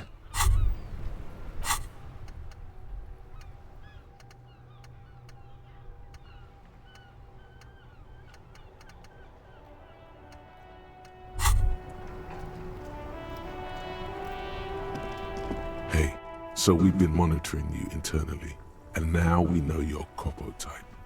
Wait, there are capo types? Yes. Guess what's yours? Sorry cop? I'm sorry, I'm not sure. The options are cool cop? Some kind of weapon cop? Sorry cop? I'm sorry, I'm not sure. I'm sorry you had to monitor me. Yes, sorry cop. The cop who's sorriest. Let's make it official then, shall we? Huge lack of enthusiasm going on in here.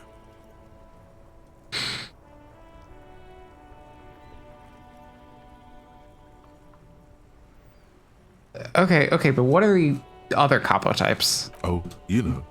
Apocalypse, Superstellar, the advanced interesting cop, Liquid Shadow cop. But you're too sorry to say those things. So, here we go. Won't the other capo types be jealous? What? Jealous of the sorry cop? I think they'll be fine. Don't worry. They'll be super fine. It'll be totally okay. You can dual Copo type from sorry to anything. I'm sorry. Opt in. Of course you are.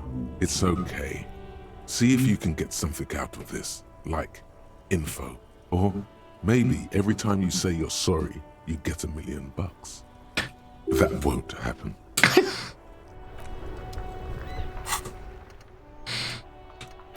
Just sorry cop forever. Rigorous self-critique. Temporary research bonus. -1 authority. Embarrassment to the party. You're one sorry piece of shit. A cop penitent. A flagellant cop monk. This is not the right line of work for you. You should be groveling at the feet of a feudal lord, providing lurid evidence against yourself at a Mazovian show trial, or ripping the flesh from your back with a cat o' nine tails. Whatever made you this way, you can be damn sure it was your own fault. Do it. Really criticize yourself. Who knows, you might discover something of importance from your guilt-ridden past.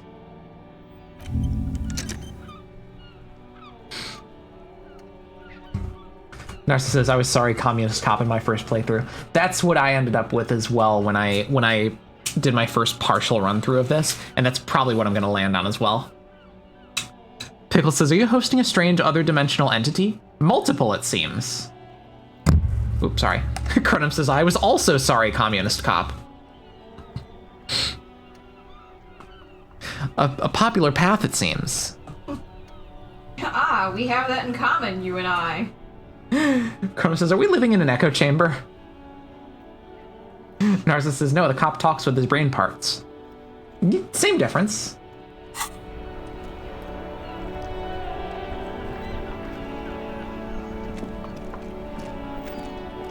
Alice says, strange entity. I'm being hosted? Hello again, officer. How are things? I have to run. Owie, owie, owie. Oh, I'm still wearing a hat. Yes. Did you forget? Yeah.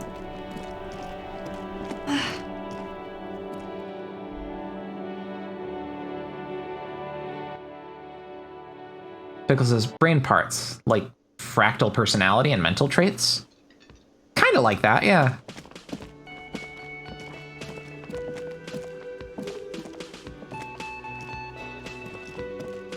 Can I help you?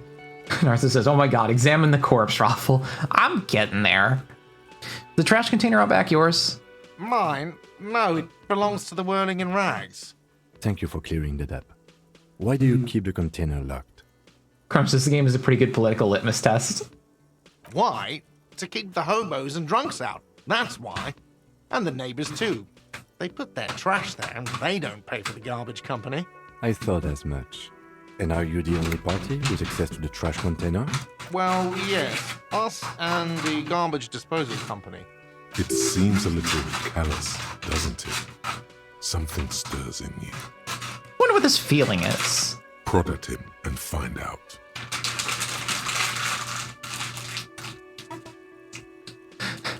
What if I told you I am a hobo, or soon to be one rummaging through that trash?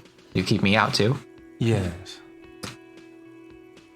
But I need those leftovers to survive. Sir, I'm sorry the RCM is having financial trouble, but it's not this establishment's problem. Pickle says, is bear wrapping kitties? Pepper, you wanna get wrapped up? You wanna be a gift? Doesn't it seem callous to you, guarding even your leftovers from the poor? Callous? What are you, Kras Mazov? Almost all establishments in Revachol keep their trash locked. The whirling in rags is not special in that regard. Krasmazov, nom de guerre, was an economist and a historical materialist. He was a leading figure on the Grad side of the Centennial Revolution, where he headed the 9-day government. Mazov is considered the father of scientific communism, Mazovian thought, or Mazovianism. So was it the 9-day government or the 11-day government? I don't think that's how you pronounce the word 11.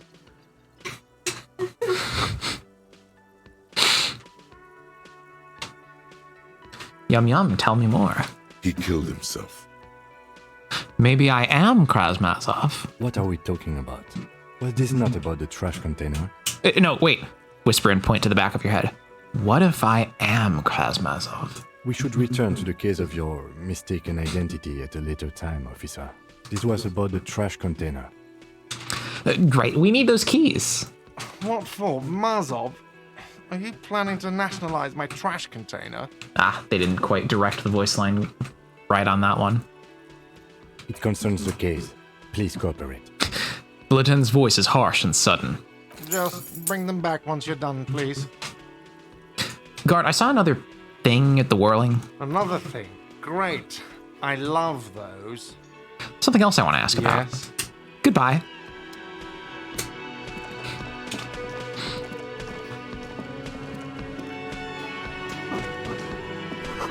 Dishes are drying. They smell of chemicals and pine trees. Everyone's present is gonna have half the wrap. Pickle says, nationalize my trash containers. Not in this economy. Chrome says, my favorite thing in RPGs is when exhausting all options. Oh, and one more thing. Nothing, bye.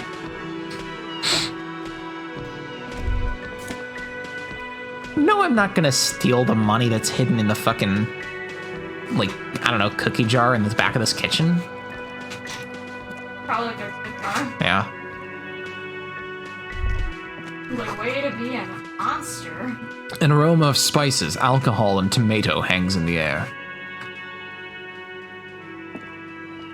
A thin man is smoking below an exhaust hood, occasionally sipping from his mug. This must be the Whirling's cook. As you step in, he nods toward the table and says something in a completely foreign language. The only words you can make out are Garancy and Kubek. It must be his name. Garancy. Garancy Kubek. Sounds representative. Mr. Kubek, I'm here on official police business. The man puts his cup down and replies something, his left hand drawing arcs in the air. You got some impressive pots there. He smiles and bangs his ladle against each of his pots in turn. It's almost like music, especially with the sounds of assorted dishes boiling and simmering on the stove. Pickle says, employee tip jar? You mean free real estate? Pickle, no. Cronin says, but Sparrow, money. But Cronin, my conscience.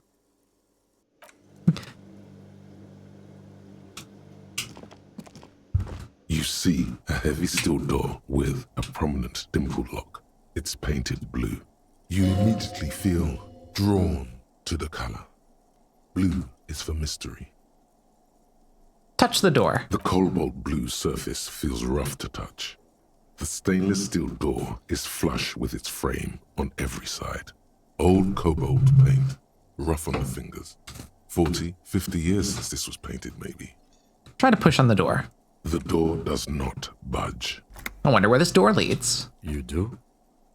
It's a door in the back of the kitchen. Why do you care where it leads?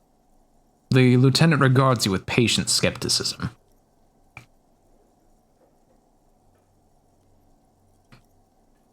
Out of duty, we may find something pertinent to the investigation. Yes, I suppose it's worth seeing if we can get in. Just to be thorough. As a side investigation. Now the door is a mega investigation. Hardly. Anyway, Gart is the person to ask about this. The cafeteria manager. He looks at the door, then you.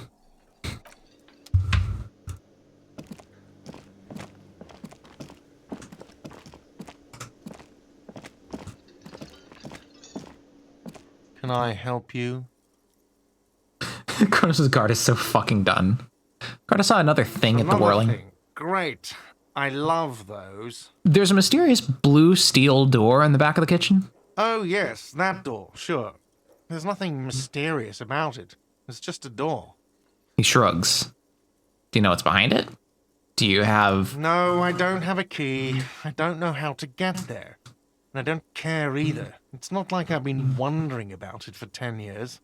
It's just a frit warehouse, probably. Or some boring storage space with a bunch of old junk and dust. Junk and dust. He runs his finger across the counter to check for dirt. He's attempting to maintain an air of indifference. It's absolutely not convincing. I think you'd like to know what's back there. Fine, okay, a little. But my job doesn't leave me time for wondering about one locked door in one of the cafeterias I manage. So I haven't opened it. I have cleaned the whole place 100 times over, though, after the animals. And I haven't found a key, so good luck with that. Something else I want to ask about. Yes? Goodbye.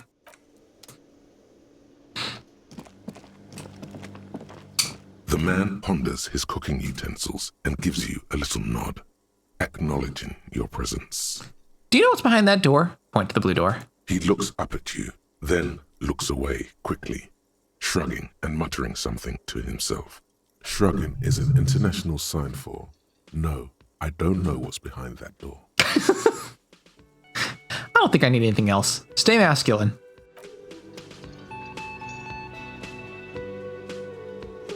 Did yours just say stay masculine? Mm-hmm. What? Kronos says, thanks, composure.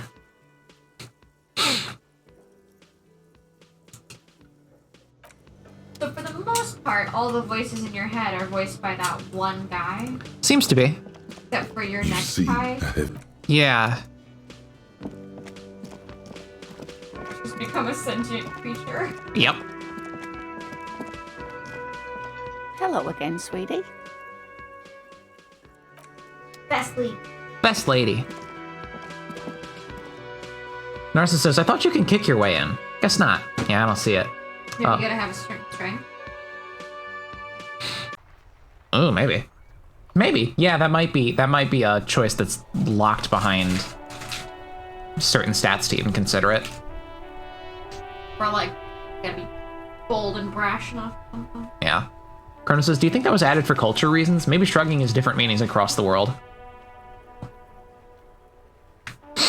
I feel like it was more just a gag for, yes, shrugging obviously means this specific thing, not knowing where that door leads to. If there's other things you don't know, shrugging is not appropriate. There's other symbols for those. Pickle says, the voices in my head are not fancy narrator voices. Narcissus says, you can get in. I forget how. I mean, I'm sure there's a key somewhere.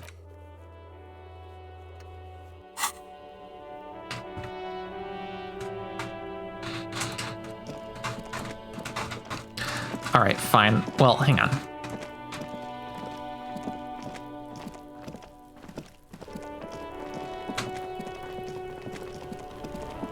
Says I want to replace the narrator voice with Tom Kenny. Is locked.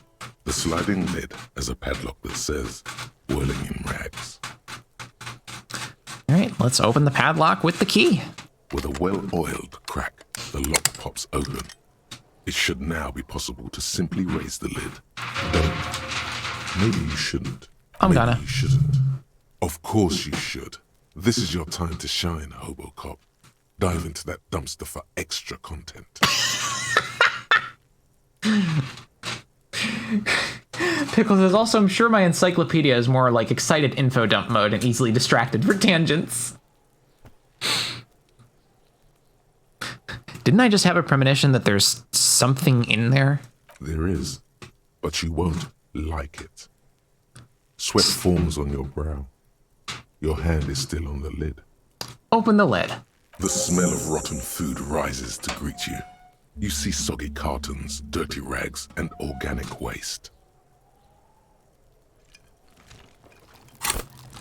Alright, so before I continue...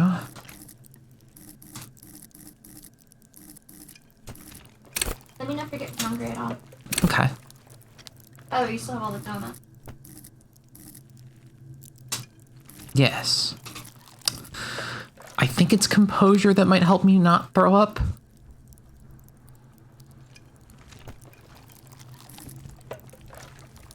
Cool for card players, military fetishists, cool people.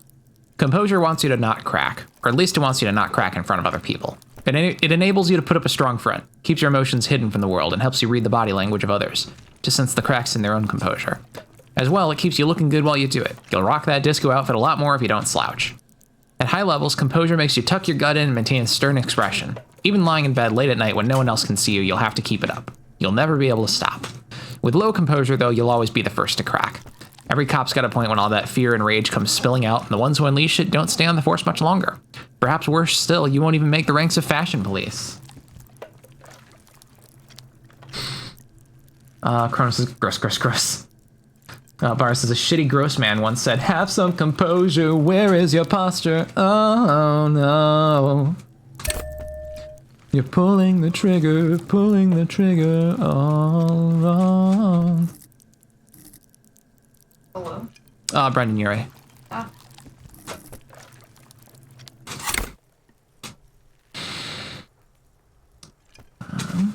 Yeah, that one, says Maru. We're just in time. This hasn't been emptied for over a week. Dig in Hobocop style for extra content. No. No, I'm not going to do that. Thank you very much. Boris is still pissed that he was my gay awakening. Alright, let's look under the boxes of carton. You see milk and egg rest with one broken egg in it. Some pasta wrapper. Picking up the soggy packages somehow feels familiar. You've done this before. The movements are recorded in your elbows, the methodology in your fingers. You're used to this. Crumbs says, make a prayer. Thanks for the food before you dig into the trash. Itadakimasu. Is that the kid from Saw Man?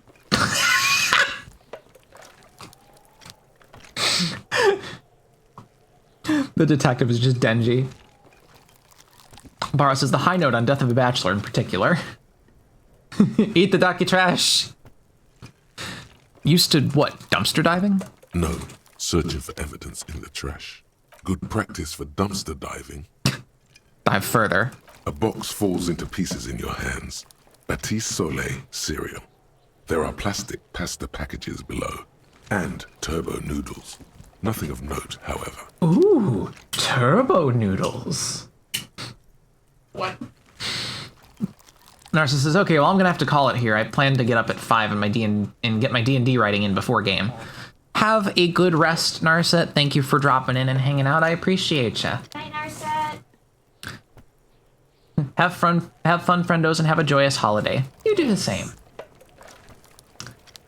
Pick at the rags. Among the threadbare kitchen towels, something catches your eye.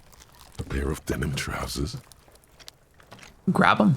As the legs of the slime-covered jeans begin to unspool from the garbage, a rank corpse smell fills the air. The victim's clothes? Cadaverine odor is faint. If these belong to the deceased, they were removed when he was still in the early stages of decay. Pickle says, stay safe and warm. Narcissus, or don't let me tell you how to live your life.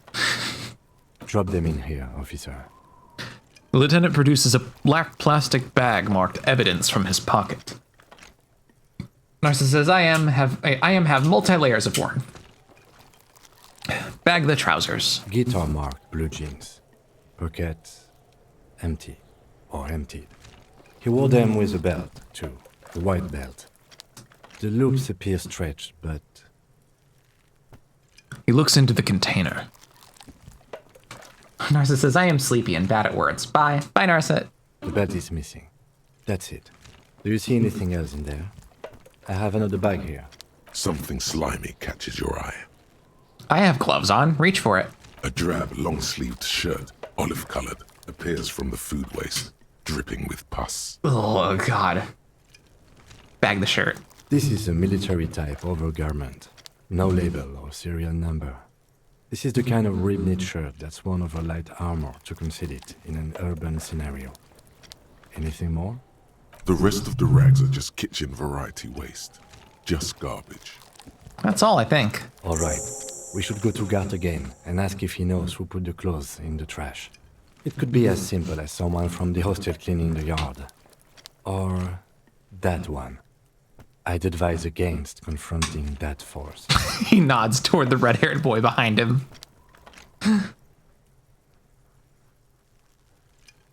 Yeah, we need to ask the kids who put them here. The fuck's he on about, kids? You hear that, Kuno? He thinks you're an infant or something.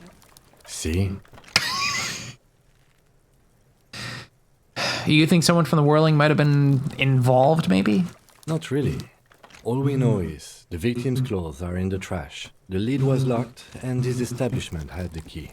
It's just a small loose thread. Narset says, beware the Kuno force! Okay, bye for real. Bye, Narset. Bye, Narset. Okay. The lieutenant nods, then looks back into the trash container. Search the food waste. It's just organic waste, cold and slimy on your hands. Apple and potato peels, mostly. Unidentified sludge, and the occasional chicken bone thrown in for good measure. But hey, nothing. It's nothing. Nothing more to see here. What's this? What? A blue piece of plastic sticks out from the apple peels. It's shiny. Looks like the corner of something. Pick it out. Something larger. A clipboard. A blue plastic clipboard with moist papers hanging from it. They look badly damaged, but you can still make out forms and notes, written in a man's handwriting. I'll bet that's the police notes that the lady mentioned. Officer, is that your paperwork? I don't know what this is. It is. Look, the plastic has the RCM street grid on it. You've even got an autopsy form in there. A miserable-looking slip of paper sticks to the board. If you don't mind my asking, how could you have let your paperwork end up in the trash? I think I didn't want to be a cop anymore. That's why I tried to flush my cop life down the toilet. Well... He doesn't know what to say. His eyes express a rare condolence. Then he picks it up. Lucky we found it.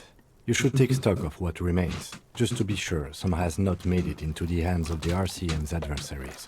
Organized crime and the like. There might have been police secrets in your notes. Okay, I'll do that. It would also not hurt to start taking notes on the case. Now, tell me what your eagle eyes see. Or are we finished? He peers into the trash where soggy cartons and rags stink uninvitingly. Some items, such as the ledger you found, are interactable. Go to your inventory and select the Interact tab to read your paperwork. Alright, fine. Dig in Hobocop style for extra content. Wow. An Armistice caliber 50 knock cannon. Half wrapped in paper tissues. So shiny. What's a knock cannon? It's a giant rifle, and it's very expensive. Not as expensive as that fat string of pearls snaking around the rotten banana peels, however. And it's that Cordon Electrics preamp with Electra F2 tubes. It is. That catches quite a price. We're talking 12,000, easy. Unless you're into hi-fi yourself. I'll sell it. No, you won't. Because none of those things are real. They're not actually in there. All you see is food waste and crisp wrappings. A cruel jest. There must be something. All you see is a broken mug with a racist depiction of the yellow man frolicking in saffron. Ella says, I heard what's an up cannon, and I thought you were going to make a what's up dog style joke. An antique? Only in its social sensibility. Take the mug. Mm-hmm. The lieutenant briefly glances at the mug, then returns his sight to the trash. You've acquired an interactable item. Investigate this item further by going to the Interact tab in your inventory. Chrome says, hell yeah, racist mug. Close the lid. Container sounds a muffled gong. That's one thing off the list. I think we got it all. Open the lid The again. smell of rotten food rises to greet you. You see soggy cartons, dirty rags, and organic waste. Close the lid. The container sounds a muffled gong. Leave.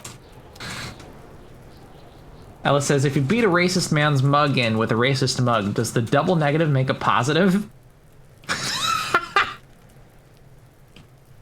That took me a moment to parse.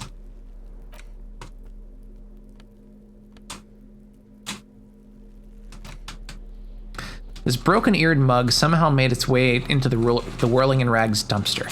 Depicts a person of Sumerian descent frolicking in a field of saffron flowers, buck-toothed and grinning feeble-mindedly. Seems to be some cheap knockoff of some colonial-era antique.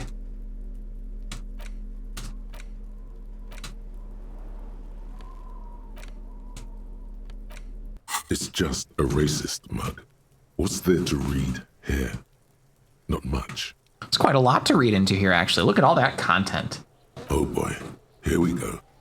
What are you going to say about a broken, tossed-away mug that you dug out of the garbage?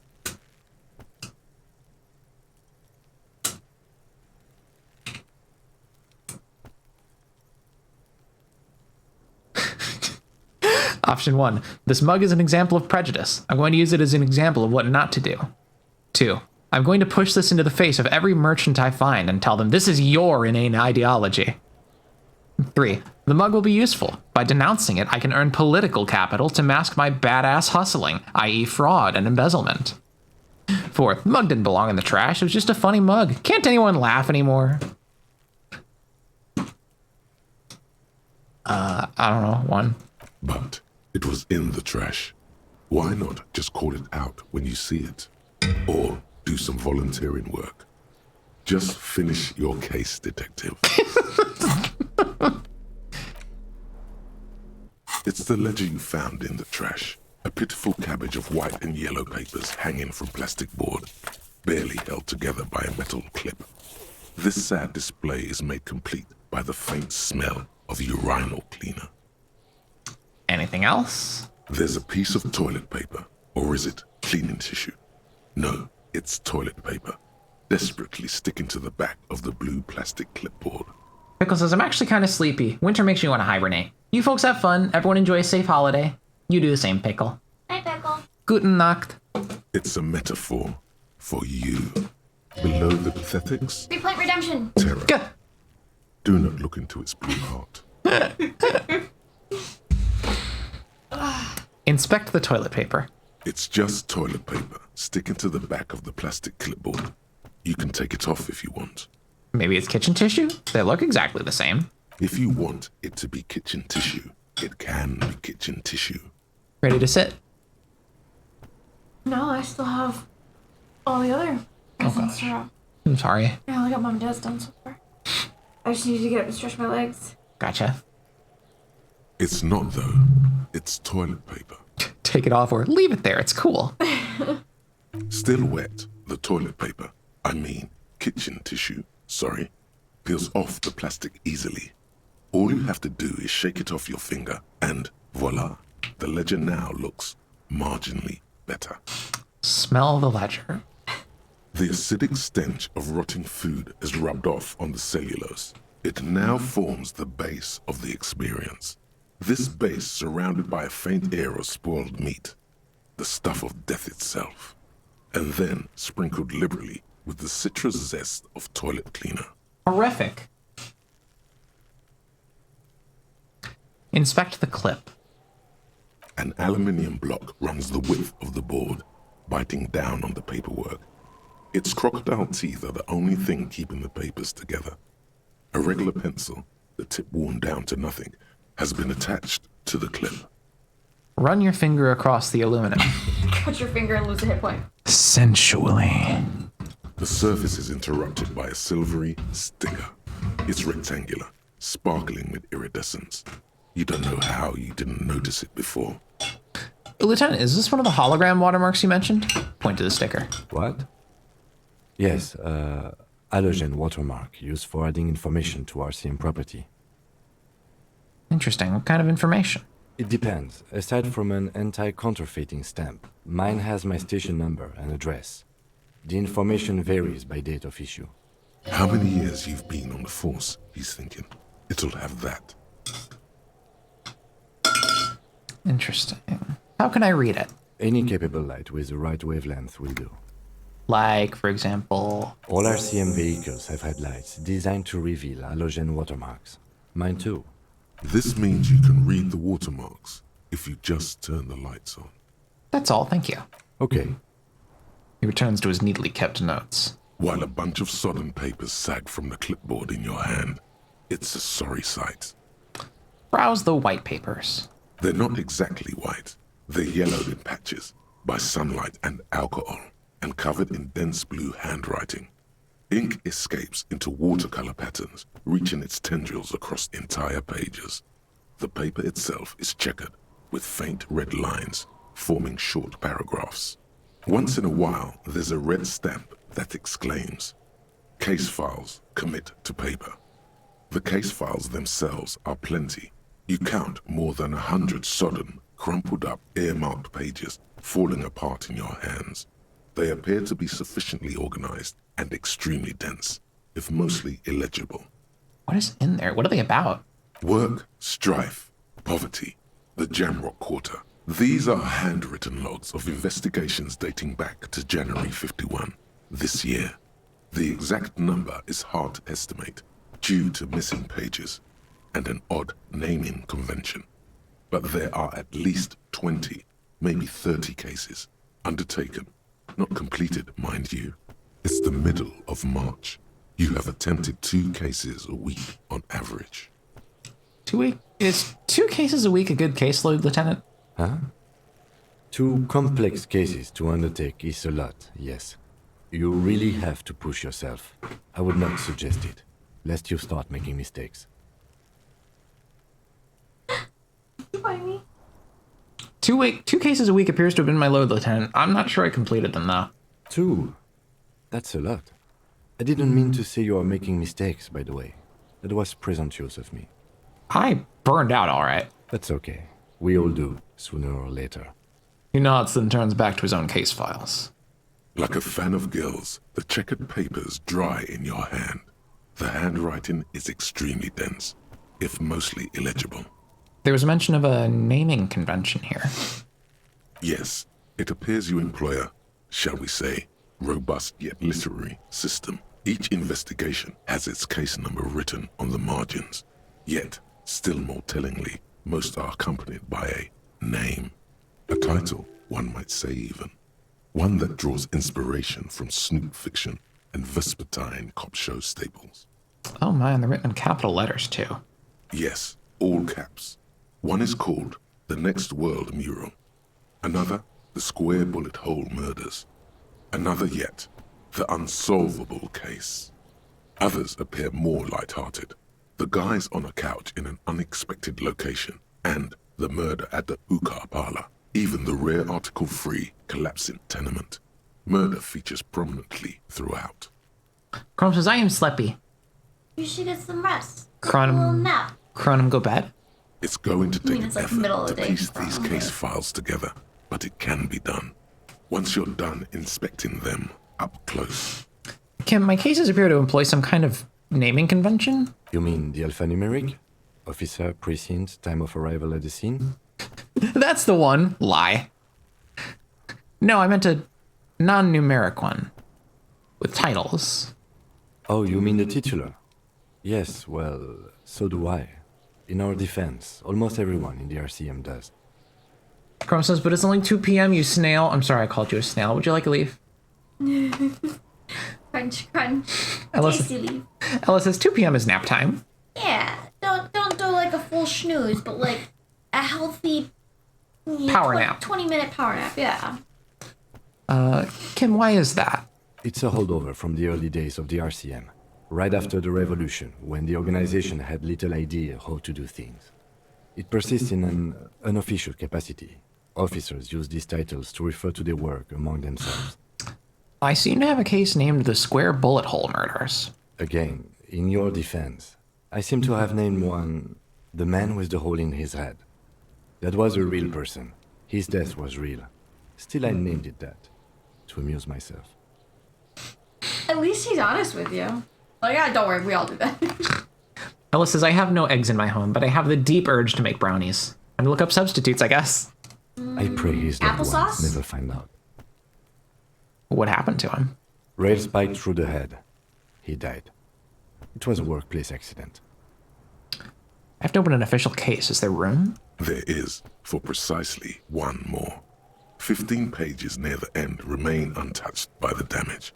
The checkered grid forms a structure of passages, breaking the case into subtasks to accomplish. Commit to paper, using the pen Lena gave you. The tasks you've completed flow out of the kind green ape pen in a brash freehand similar to the rest of the letters. The wording comes easily. It's almost robotically simple, a language developed for mental rigor and simplicity. Inspect the victim's body. Interview the cafeteria manager. It's not exactly poetry, but poetry would be out of place. Ella says, I have nothing of slimy texture in my abode, which is like the main subs for eggs, of course. Cross out the ones you've already finished. A satisfying slash sounds across the paper. You're done, it seems to say. And you, and you. Things to be done and things already done. The composition of reality. This is an extremely useful tool for a detective of the citizens' militia. Now all that remains is to name the case. Lieutenant, have you by chance named our case? No, actually. Any ideas? Shit on a stick. Huh. Yes. I have to tell you, officer, I don't appreciate ironic titles. Other officers will have to use this as reference. If it's idiot or cockfinger, they're not going to get it. They're going to think an idiot and a cockfinger were on this case. So, do you have something less funny? Fun is outlawed with this guy. What a knock! Does your necktie not also realize that you, in fact, are an arc? The Hanged Man. Great. That's great. That's actually what I was thinking too. The Hanged Man. Good, strong name. We have a very good name for the case now. I'm going to start calling it the Hanged Man. It's good we sorted this out. I'm done expecting these. Close the case files. You don't exactly close them, so much as distance yourself from the smelly papers. They're a little further from your nose now. Browse them again. Browse the yellow papers. In the back, you see thin, translucent copy of paper. Some neon yellow, some bright red, all covered in boxes, like marching armies. These look like official forms, waiting to be filled out. Yes, honey. Cronin. I see, Cronin. Ellis says, there's a substitute you can do with like baking powder and something like that, but it makes shit extra fluffy / airy, which seems good, but just turns most of my baked goods into cake. And I don't want cake, I want brownies. Yeah, brownies are denser. Hold that thought, Damaged Ledger. I have a thought to complete. Me, anytime I'm working. Hold that thought, me. I have a thought to complete. Oh, I can't until I'm out of this conversation tree. Then rip them from the binder and hand them out, according to type of form. Types of forms are there? 3. The topmost are misconduct fines. The middle ones are station calls. And the bottommost are field autopsy forms. Each is easy enough to make sense of. Ellis is going to make a substitute for buttermilk, and they use the buttermilk substitute for an egg, and this obviously will not go well, but that's okay, because what's life without experiments? I think it could work pretty well. You don't have Good luck, to be Ella. an intellectual giant to do police work. Misconduct fine. A monetary penalization ranging from 20 to 250 real. Severe cases allow for 1,000 real. but that requires special paperwork. The details of issuing these fines are spread out over the rest of the fields. Station call. These are quite sinister in turn. They give a date and time for the person to appear at the specified precinct police station. Below the call are the criminal charges you risk by not appearing. Field autopsy. A dozen pages of thin copy paper, bright red in color. You see the parameters of a deceased human form waiting to be filled in. Age, sex, condition of internal organs. Enough of these. Yes, all that remains now is to fill those forms and hand them to people. Fines for wrongdoers, interview requests for bad guys, and field autopsies to dead guys. Yeah, just fill it out. Slap it on the body. The rest of the stinking cellulose is much worse for wear. Being sandwiched between the board and the rest of the paperwork must have spared the fragile copier paper. Look at the clipboard. It's made of dark blue plastic, hard enough to beat someone to submission with.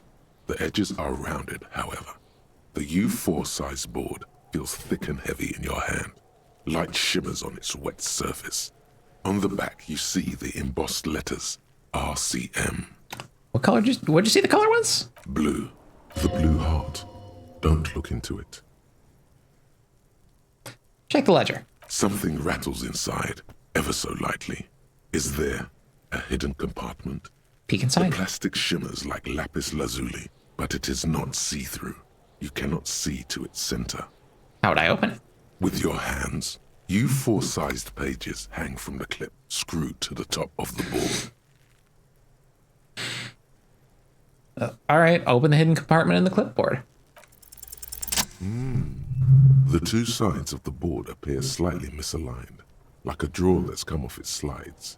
If you bend the plastic on your knee slowly, the slides snap back into place. It should be possible to just, slide the drawer open. Without resistance or sound, the two panels move against each other. The compartment is now open. What's inside? 2 ticket stubs and a handmade postcard. Bruh. Pick up the ticket stubs. 2 octopuses are smiling, reaching their tentacles toward each other in the colored pencil drawings. The tickets permit access to the zoo in Revachol East. The aquarium costs extra. These let you go there, too. Pick up the card. Thin wax paper has been glued to a piece of cardboard. Sounds like leaves rustling when you pick it up. You see violet flowers, floral patterns, patches of glue.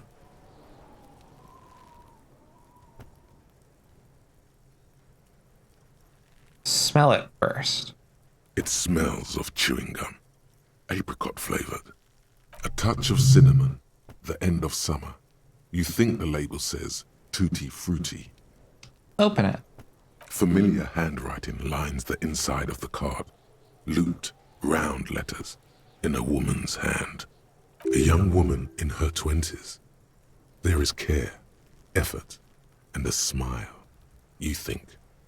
Although that is not something you can read from someone's handwriting. Harry, it begins. You're already reading. I wanted to write you a letter so you can read it when you wake up. Maybe it will make you happy. Throw it away, please. But it will make me happy. A merciful wind blows in from the bay of Revachol, dusting the ground at your feet and raising newspapers far away. You feel the card slipping into it. What was that? Frisson covers your entire body, a feeling of cold, a persistent chill. Hold on to it. Read the card. Your hands shake, holding onto it. Every morning when I step out and you're asleep behind me, it says, I find a little piece of sadness in me. I carry it in my chest, down Voyager Road. Every step I take, it grows. By the time I reach the fuel station, it has filled me entirely. I step onto the light rail and look back. Sparks fall from the bow collector. I know it will be like this until late afternoon, when I get off the 42 and walk back to you. Keep reading. You. Every step I take will get lighter. It almost makes me run. Sometimes I do. I can't believe I met you. I can't believe the happiness I feel with you. You have a vast, vast soul, and I will always, always, always come back to it. Keep reading. Kisses, kisses, kisses. You feel the air sucked out of your lungs and the blood sucked out of your head. Everything around you gets dark. Small white dots appear. You feel the ledger slip from your hand. No, no, hold on. Hold on. To what? There's nothing. Detective, is everything all right? Well, sideways.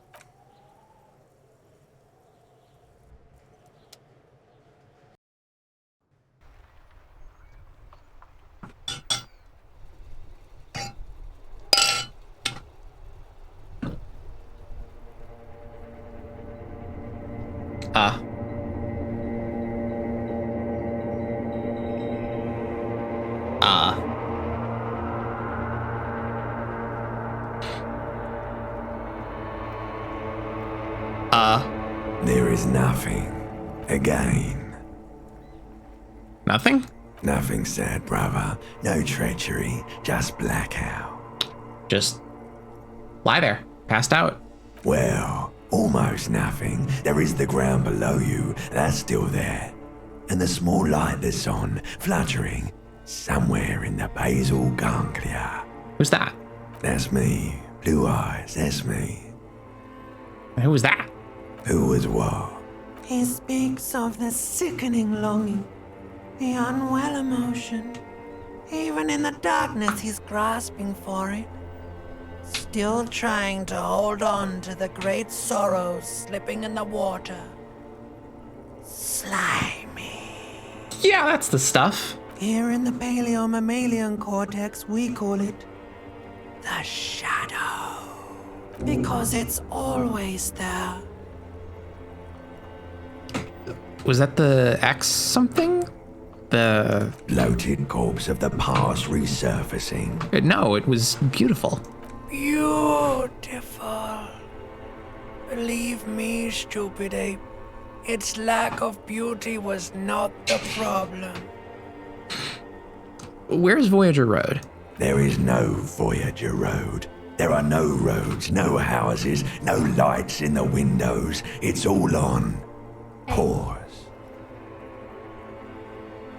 Hey? Your voice. Creator voice?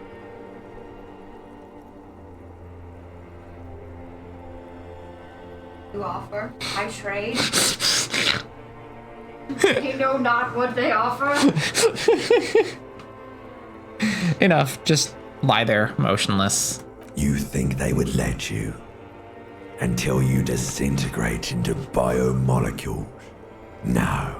Someone is breathing on your face now, inspecting your pupils, stupid idiot. What is that? Cold. Yes, they're pouring something on you.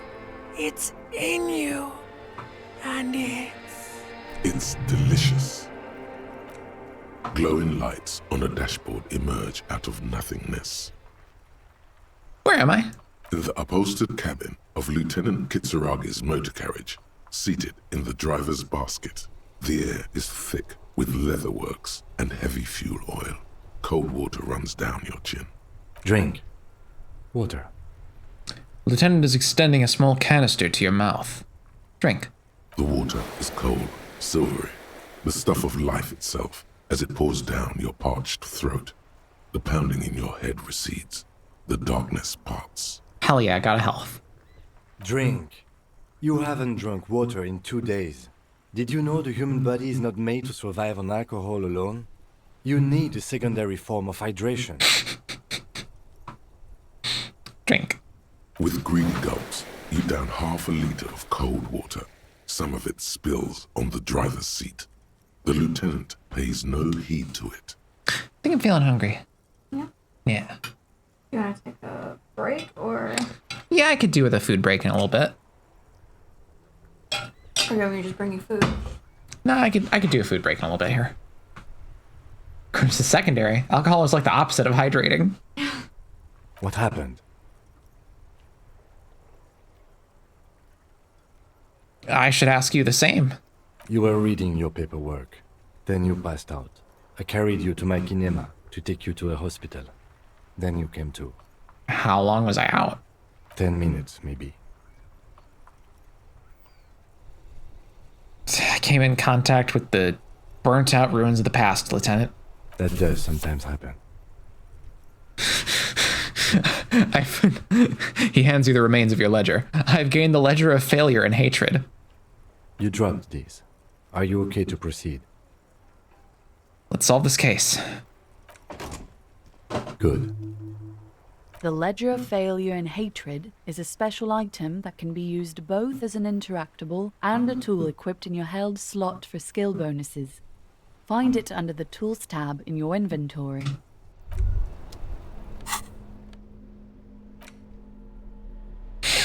+1 Inland Empire, +1 Empathy, -2 Authority. Yeah, that works. This is the same ledger you found in the trash, only worse somehow. Makes you think about the letter, about the woman's handwriting, about not wanting to get out of bed in the morning.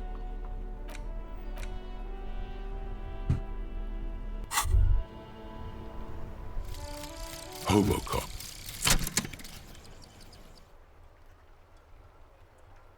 Technically, you wouldn't be a cop anymore, but a hobo. That would mean game over for the cop chapter of your adventures. But who knows where the hobo part takes you? To the bar? The old L'Assommoir? To the pier or the sewers? To Le Royaume, where for 300 years they interred the dead. You could plunder royalist crypts for long-forgotten triple malt bourbon, then fight the Aramakan beast that lurks the bottommost sepulchres. The secrets of the city are all yours at last. Bonuses reveals extra special collector's edition Terra bottles on the map. Earn more money from selling Terra. Learning cap for shivers raised to 6. Interesting. All right. What is this one? White Morning.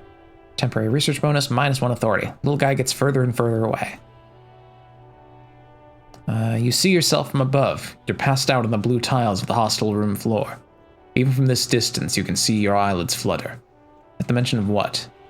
A great white object letting out its sweet smell like a lily of the valley. The little man's forgotten its name, but he still remembers the feeling. And look, he moves. The feeling reanimates him.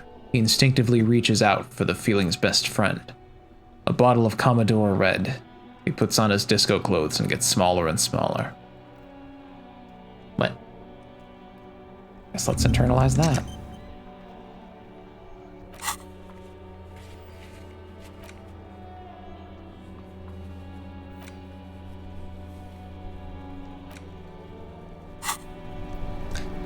All right, we are going to save real quick and take a brief dinner break. We shall be back. Enjoy break time. Slut era, you know it.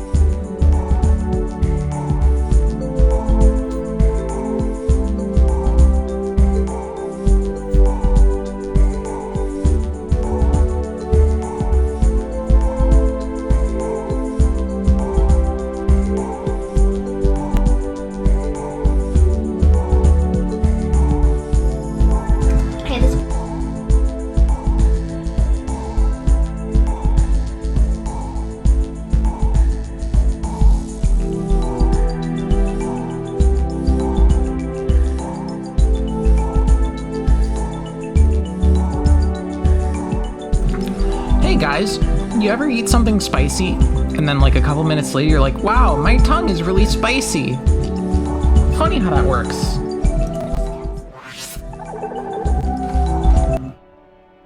Uh-oh. Oh, there we go.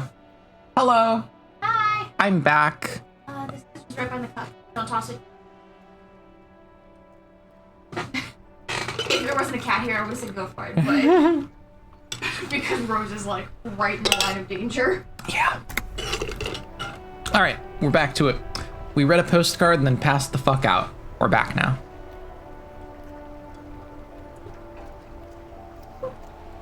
Ellis says I do that with sour stuff. Inside, you see a set of steering levers, a radio microphone, a pull-out toolbox, and the soft glow of the fuel preheater gauge. Ellis says, oh, I gave zero context to the bones. Hey. Hey. Question. What's up? Was this game paused so long that it's now wintertime in the game? No, it's been winter. It wasn't snow. It was like melted and wet. It was like rain made. I do.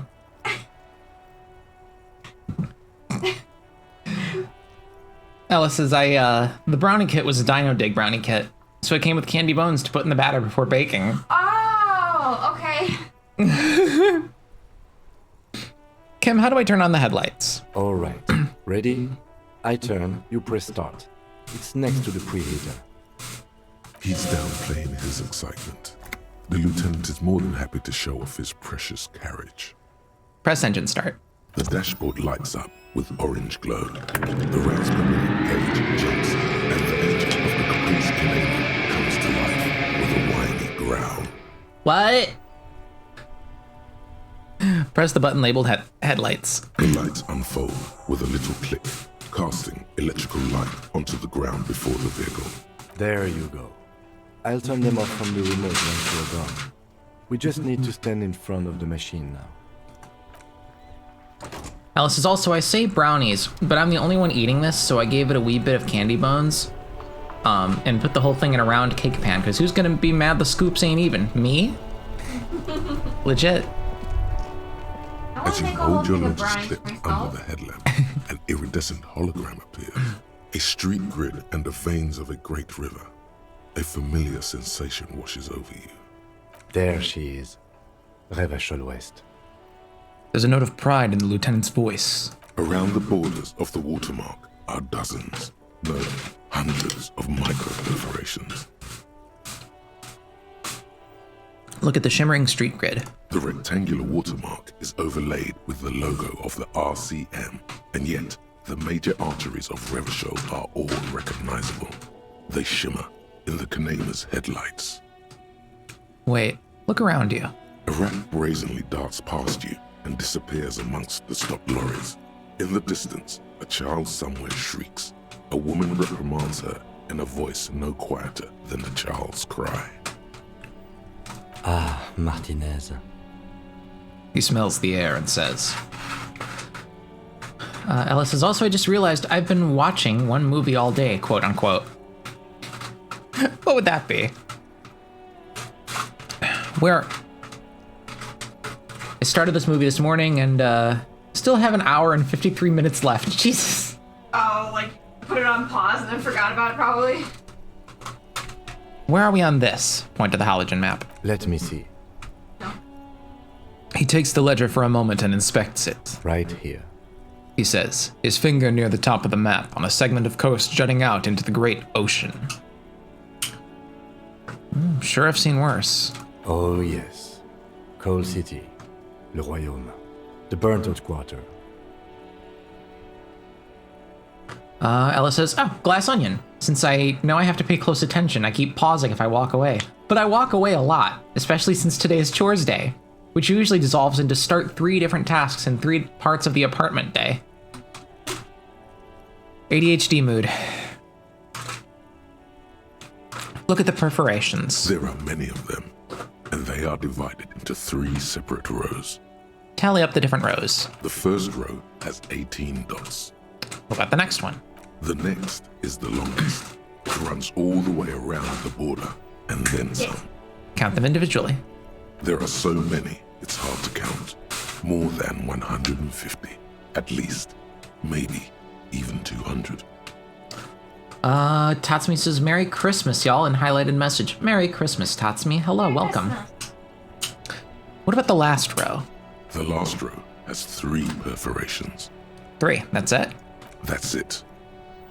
Hey, Kim, what do all these holes mean? Point to the dots in the watermark. Those are perforations. They represent your record as an officer of the RCM. They are your statistics, as it were. I should have guessed you'd keep a record. Officers often do. Let's take a look. The first row represents your years of service. 18 years. Okay, not bad at all. What did you do before you volunteered? Wait, 18 years I've done this? Options are that. 2, got drunk like a megastar. 3, I walked the land telling whores and liars of the end to come. There are 9,855 days remaining. 4, I was a hobo and I lived under a boat. 5, probably some boring office job, same as everyone else. 6, I feel like I just went around apologizing all the time. 7, do you really think I have any idea? That's what it says. I might have guessed even longer based on your age. What did you do all those blissful years of your youth? I feel like I just went around apologizing all the time. Maybe you were a diplomat, or in PR. Doesn't matter, I suppose. Let's move on, shall we? Tatsumi says, can't believe y'all let me stray cat it up around here for a second Christmas, to be honest, thanks. But of course. This next row, the one that wraps all the way around, is your number of closed cases. Closed is good. It means finished. You've got, let's see, wow, more than 200. Is that a lot? It's quite a lot, even for someone who's been on the force for nearly 2 decades. Usually, clearing more than 10 cases a year puts you in the 90th percentile of all RCM officers. So you're saying I used to be a super cop? Call it what you want. You were a valuable member of your precinct. Now, let's look at the last row. Right. Those are your confirmed kills. You've got precisely 3 perforations there. That's not too many. For an RCM officer, especially Precinct 41, which is in the Jamrock quarter, it's rather tame. I mean that in a good way. There are certain officers who treat their kills like some kind of ghoulish game. If they do happen to solve a case, it's usually by accident. It's obvious the lieutenant doesn't think very highly of these officers. But it seems as though you are, or at least were, one of the good ones. So we have that to be thankful for. You ever killed anyone, Kim? Yes. He says, declining to elaborate. It's not a problem for him to state it, however. How do you handle the strain? Everyone has their own method of coping. Some more effective, or self-destructive than others. He gives you a meaningful look. Personally, I find it helps to keep up a few hobbies. Like what? Oh, this and that. Let's not get into it now. Maybe I should find a hobby. Why not gardening? You've already got the gloves. He points to your yellow gardening gloves. It's meant in earnest. Please don't mistake it for a jab. Thanks for this. The lieutenant nods. Okay, let's go. Right. I'll go turn off the lights. He presses a remote control on the key. You can now see your statistics on your journal page, to the right of the task description.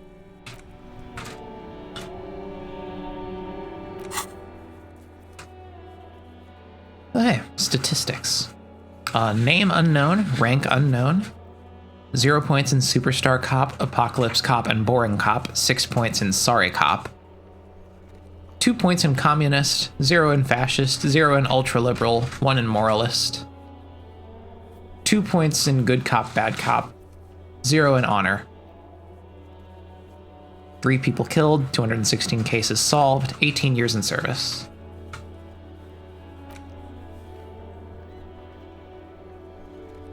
Oh, hi, Cat. I thought I heard something popping down here. What's popping, Jimbo?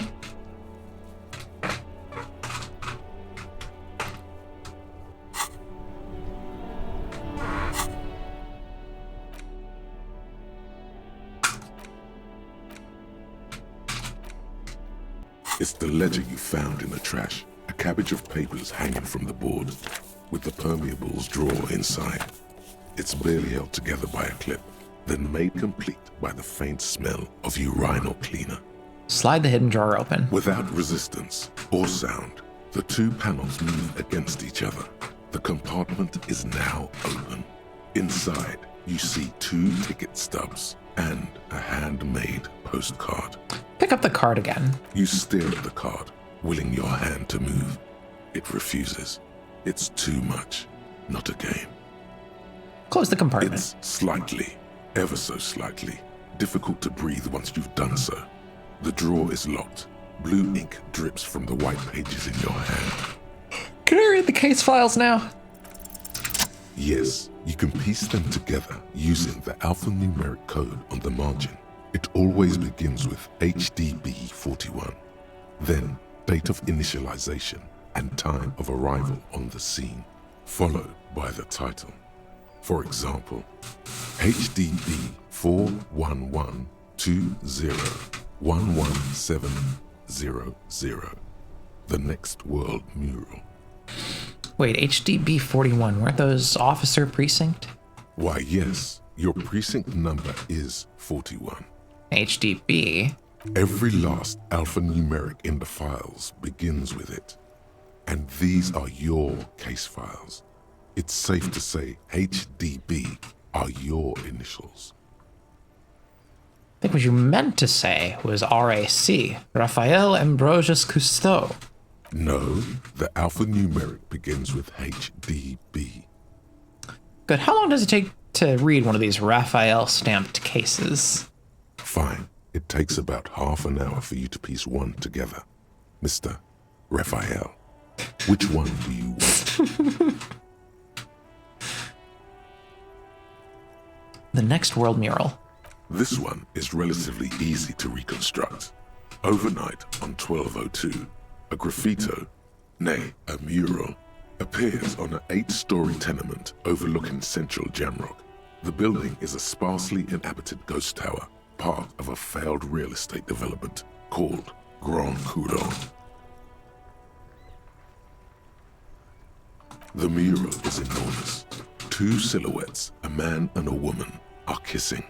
The text cut into their form reads, "True love is possible only in the next world. For new people, it is too late for us. Wreak havoc on the middle class." People call it that thing and that fucking thing. It's visible for miles. In 2 days, the station's complaints desk gets clogged with requests to remove the bummer. You and your partner are assigned to the case. The graffito crew is easy to track down. Only the bell lectures have the literage of industrial paint. Merry Christmas, you fucking bitch, I love you, whore. Artist is rumored to be rich. They take responsibility for the execution, but not the design. The ideologue of the Next World Mural, as the crew calls it, remains an unknown. Iris, thank you very much for the 100 bits.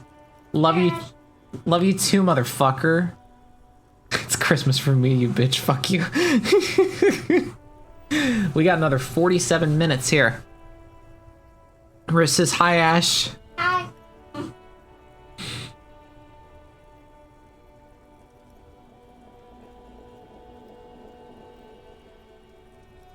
Riss says, I legit didn't see her. I'm wrapping gifts. Because y'all know I'm the queen of procrastination. Wait, do I ever find out who came up with it? The case files do not show you finding the author of the design. The crew agrees to clean up after themselves.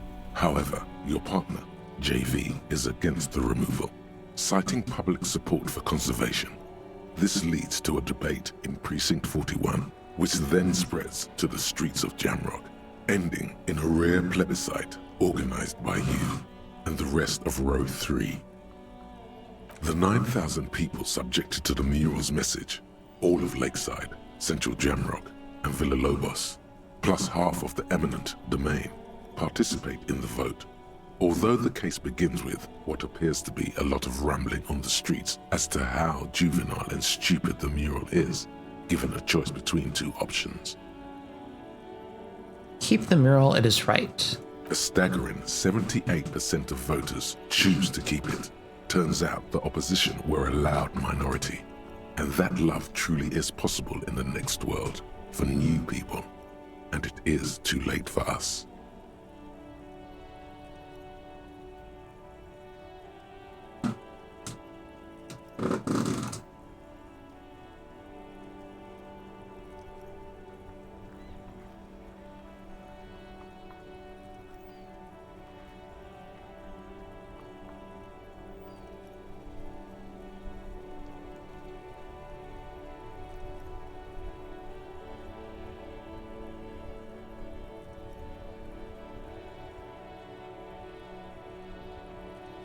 All that remains is to wreak havoc on the middle class.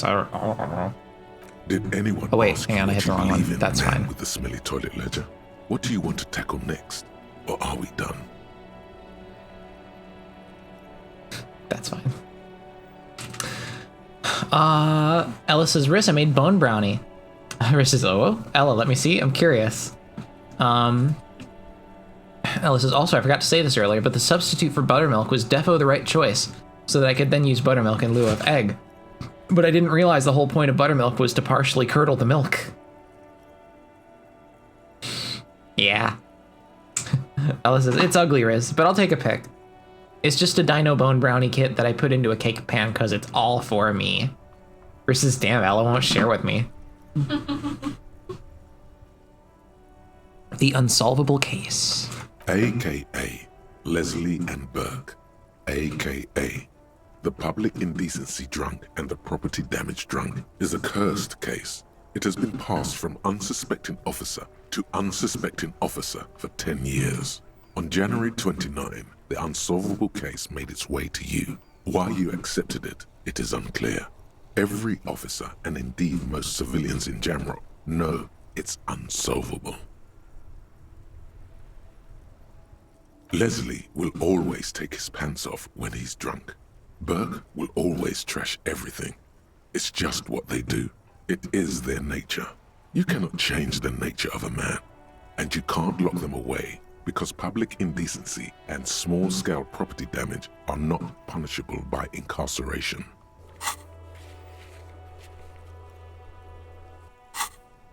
The only way for Leslie to stop flashing his genitals to bypassers and for Burke to stop dismantling signage and rear-view mirrors would be for them to stop drinking alcohol, which, in their 40s or 50s, it's hard to tell because of their distorted features, is a medical improbability on par with you ceasing to produce the expression.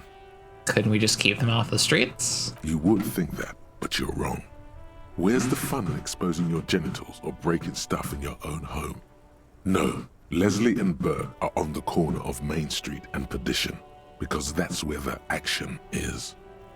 Threatening, fines, dragging them to the station, locking them up in the hellholes they live in, locking them up in the station, hypnotherapy, even trying to get the local gang of Zemyaki to take them out.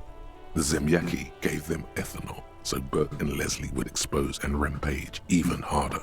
You tried it all, and still the complaints wouldn't stop, as they hadn't stopped for 10 years. It's plain to see from the files that you, Satellite Officer JV, and Special Consultant TH had more important cases to attend to. You uncover cross-reference to several ongoing investigations, each brought to a standstill every time you drive down Main Street. Because there they are, on the corner of Perdition. And what is Leslie doing? Public indecency. Good, you're learning. If the files are to be trusted, that's all there is to it. That and Burke breaking things, and the fact that they're both drunk. But then again, so are you. The case becomes considerably less comic one day when Burke takes a swing at your ledger. He must have it confused with the property he likes to damage. But the joke's on him. You're drunk out of your mind on potent Pilsner. You slam the hardened plastic board in his face. Then you proceed to beat him unconscious with it. In the process, the ledger sustains damage. The compartment within, reserved for permeable documents, is jammed shut. You stop your assault on the now unconscious Burke to open it, but are unable to do so. The officer began to cry, reports Leslie, who, at this point, is tending to Burke. Ellis says, I'm debating if it's wise or not to try and eat this with the tiny-ass plastic shovel it came with.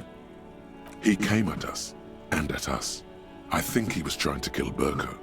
While trying to kill Burko, you slowly come around. The permeables compartment is open. You've smashed it open on poor Burko's kneecaps. The good news is, Burke can't walk anymore. Can't get out of his apartment, an invalid.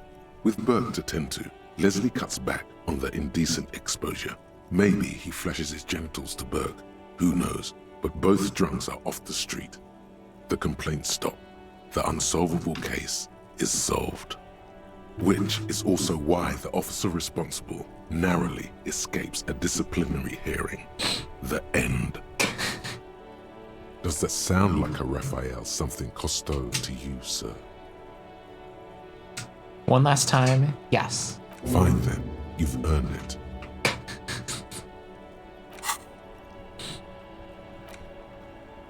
Detective Cousteau. Temporary research bonus, -2 conceptualization. An idiotic idea. Detective Raphael Ambrosius Cousteau.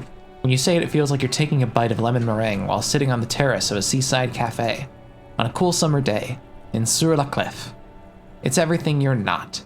You haven't created many things during your stay in Martinez, but you've created this. A fancy, sophisticated name that makes you sound intelligent, and that no one seems to acknowledge. Don't you feel like you deserve a reward for coming up with something so special? And what would that reward be?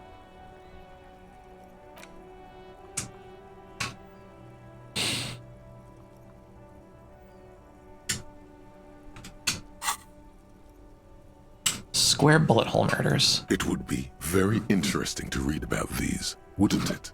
I mean, there seems to be a square-shaped entry wound in the victim's forehead. She's been sitting there for weeks, on her rocking chair, with a square hole in her skull, staring at the wall, her mouth agape. Ellis says, also, I lost my one pot holder. Sag. What? That's all you got. From the half hour you spent piecing it together, all you know is the entry wound was square-shaped. You never found the bullet. And then another body showed up, also with a square hole in his forehead. Rose says, who got a square dick? A sequence killer? Who knows? Those pages are missing. What next? Don't worry. One day you may still catch the man with the square gun. Ella says, it's a very old pot holder. I should really be adult and order a full kitchen towel and pot holder set. Ella says, you know what they say about square pegs and round hole? The couch in an unexpected location. Some assholes brought their couch outside. Looking through the files. Hung out on it. In the middle of the street, on the roof, on the hillside by the motorway. You know, at an unexpected location. They were young, and they thought they looked cool on it.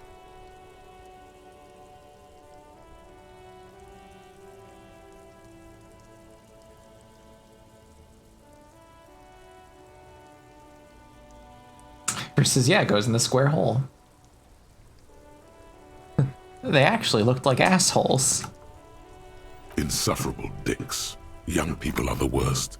So anyway, you got a complaint about the damn sofa, or couch, or whatever it is. Versus, oh, sounds like parents are home, BRB. They were leaving it out in all these unexpected and whimsical locations. They took it to, where they also took photos of themselves on it, and smoked cigarettes, and drank coffee because they felt it's intellectual. Cigarette butts, coffee cups, stupid couch. You had to clean it all up, and you did. So congratulations to you. Case solved.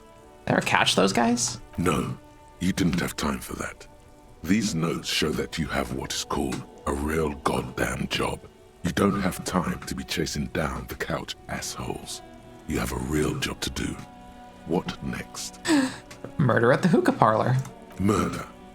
Tum tum tum at the hookah parlor.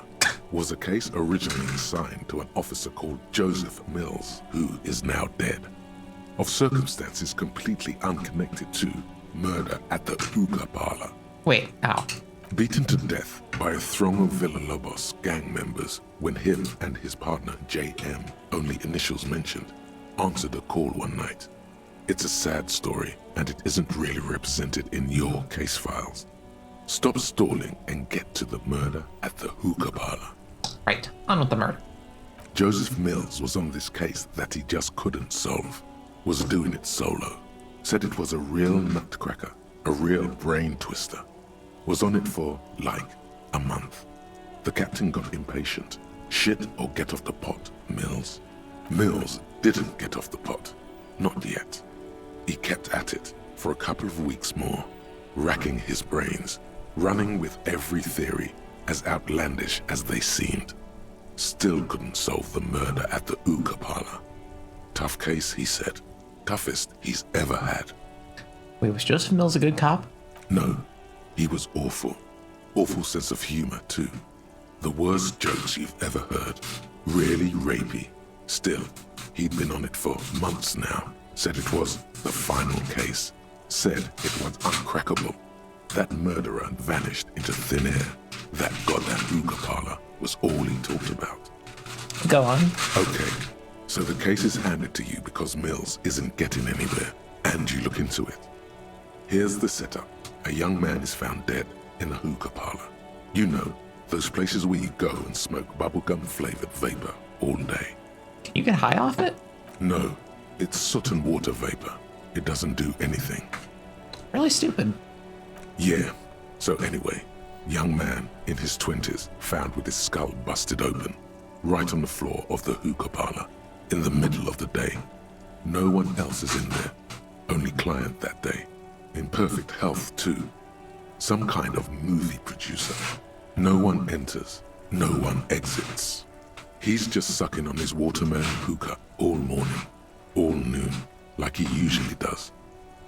He's a regular. No calls, nothing. Just sucking on the hookah until 15:45. Then bam, he's dead on the floor with his skull busted open. Blood everywhere. What happened? How can it be? Mills has no idea. Invisible assassin. Movie deal gone sour. Girl at the counter did it. Nothing fits. Eerie. Man just dropped dead. So you go to the parlor. You see cushions around the table. Table's low, heavy, really sharp edge. Sucked hookah, stood up, passed out, hit his head on the table, and died? See?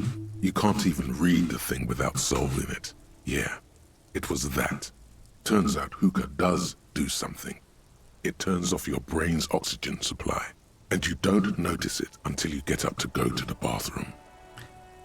Must have sucked a lot of it. Yeah, he liked his hookah. Stephen was his name.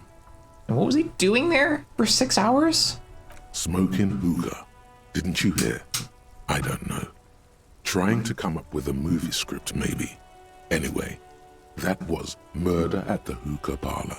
Joseph Mills wasn't a good detective, and about 30 minutes has passed piecing it together. Next. I can revisit this with the case files way. Not much has changed in the meanwhile. A bunch of sodden papers still sags from the clipboard. Put the ledger away. Okay, it is edging up on 11:30, and I don't know about y'all, but I am feeling sleepy. I think I might call it for now. Excuse me. Let's do a little one of these. Oh, hang on, let me save first. Okay, I'm gonna do one of these. Kronos' night slut, have a shitty fucking Christmas, whore. Sorry. Love you too, Cronin. Thank you very, very much for dropping in and hanging out, everybody. Sorry our stream started a little late today. I was definitely very excited to come back to more of this, and I continue to be so. It is probably going to take us a while to get through this. That's okay. For now, let us figure out who we're raiding. Where's my raid? Let's see. That's just wrapping up. Happened before. Yeah.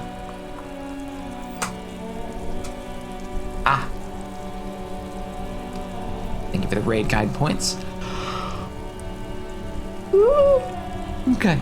Yeah, as long as she's not just about to finish up, we will send off her way. Let's have a look.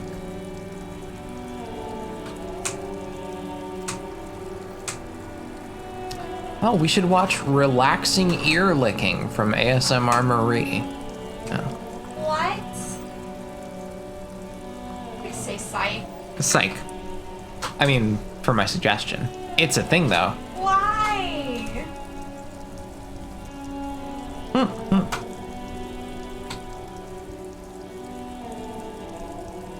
Like the most non-consensual thing ever.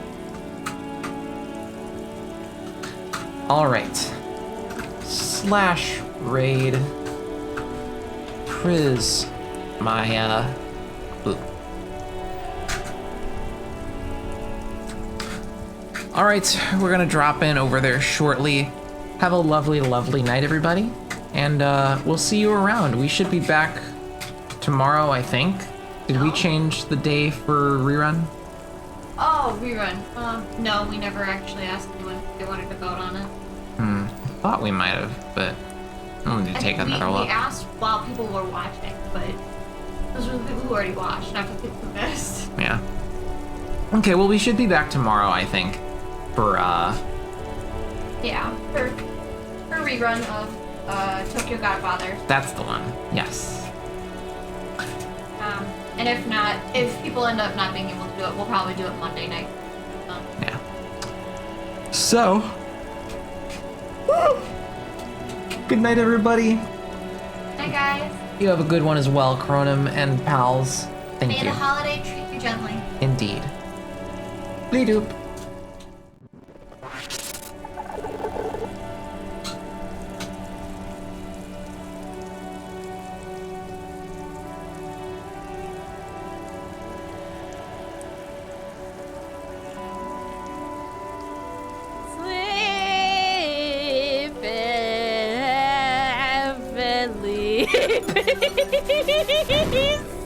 Oh man, for once it did get rated on me saying something fucked up. Yeah! Laser Bearcat Gaming! Thank you, thank you, thank you, thank you! Thank you so much for the raid, gamers. Can we please get a shout out? What were you doing? Just a bit late with the raid. No, you're right on time.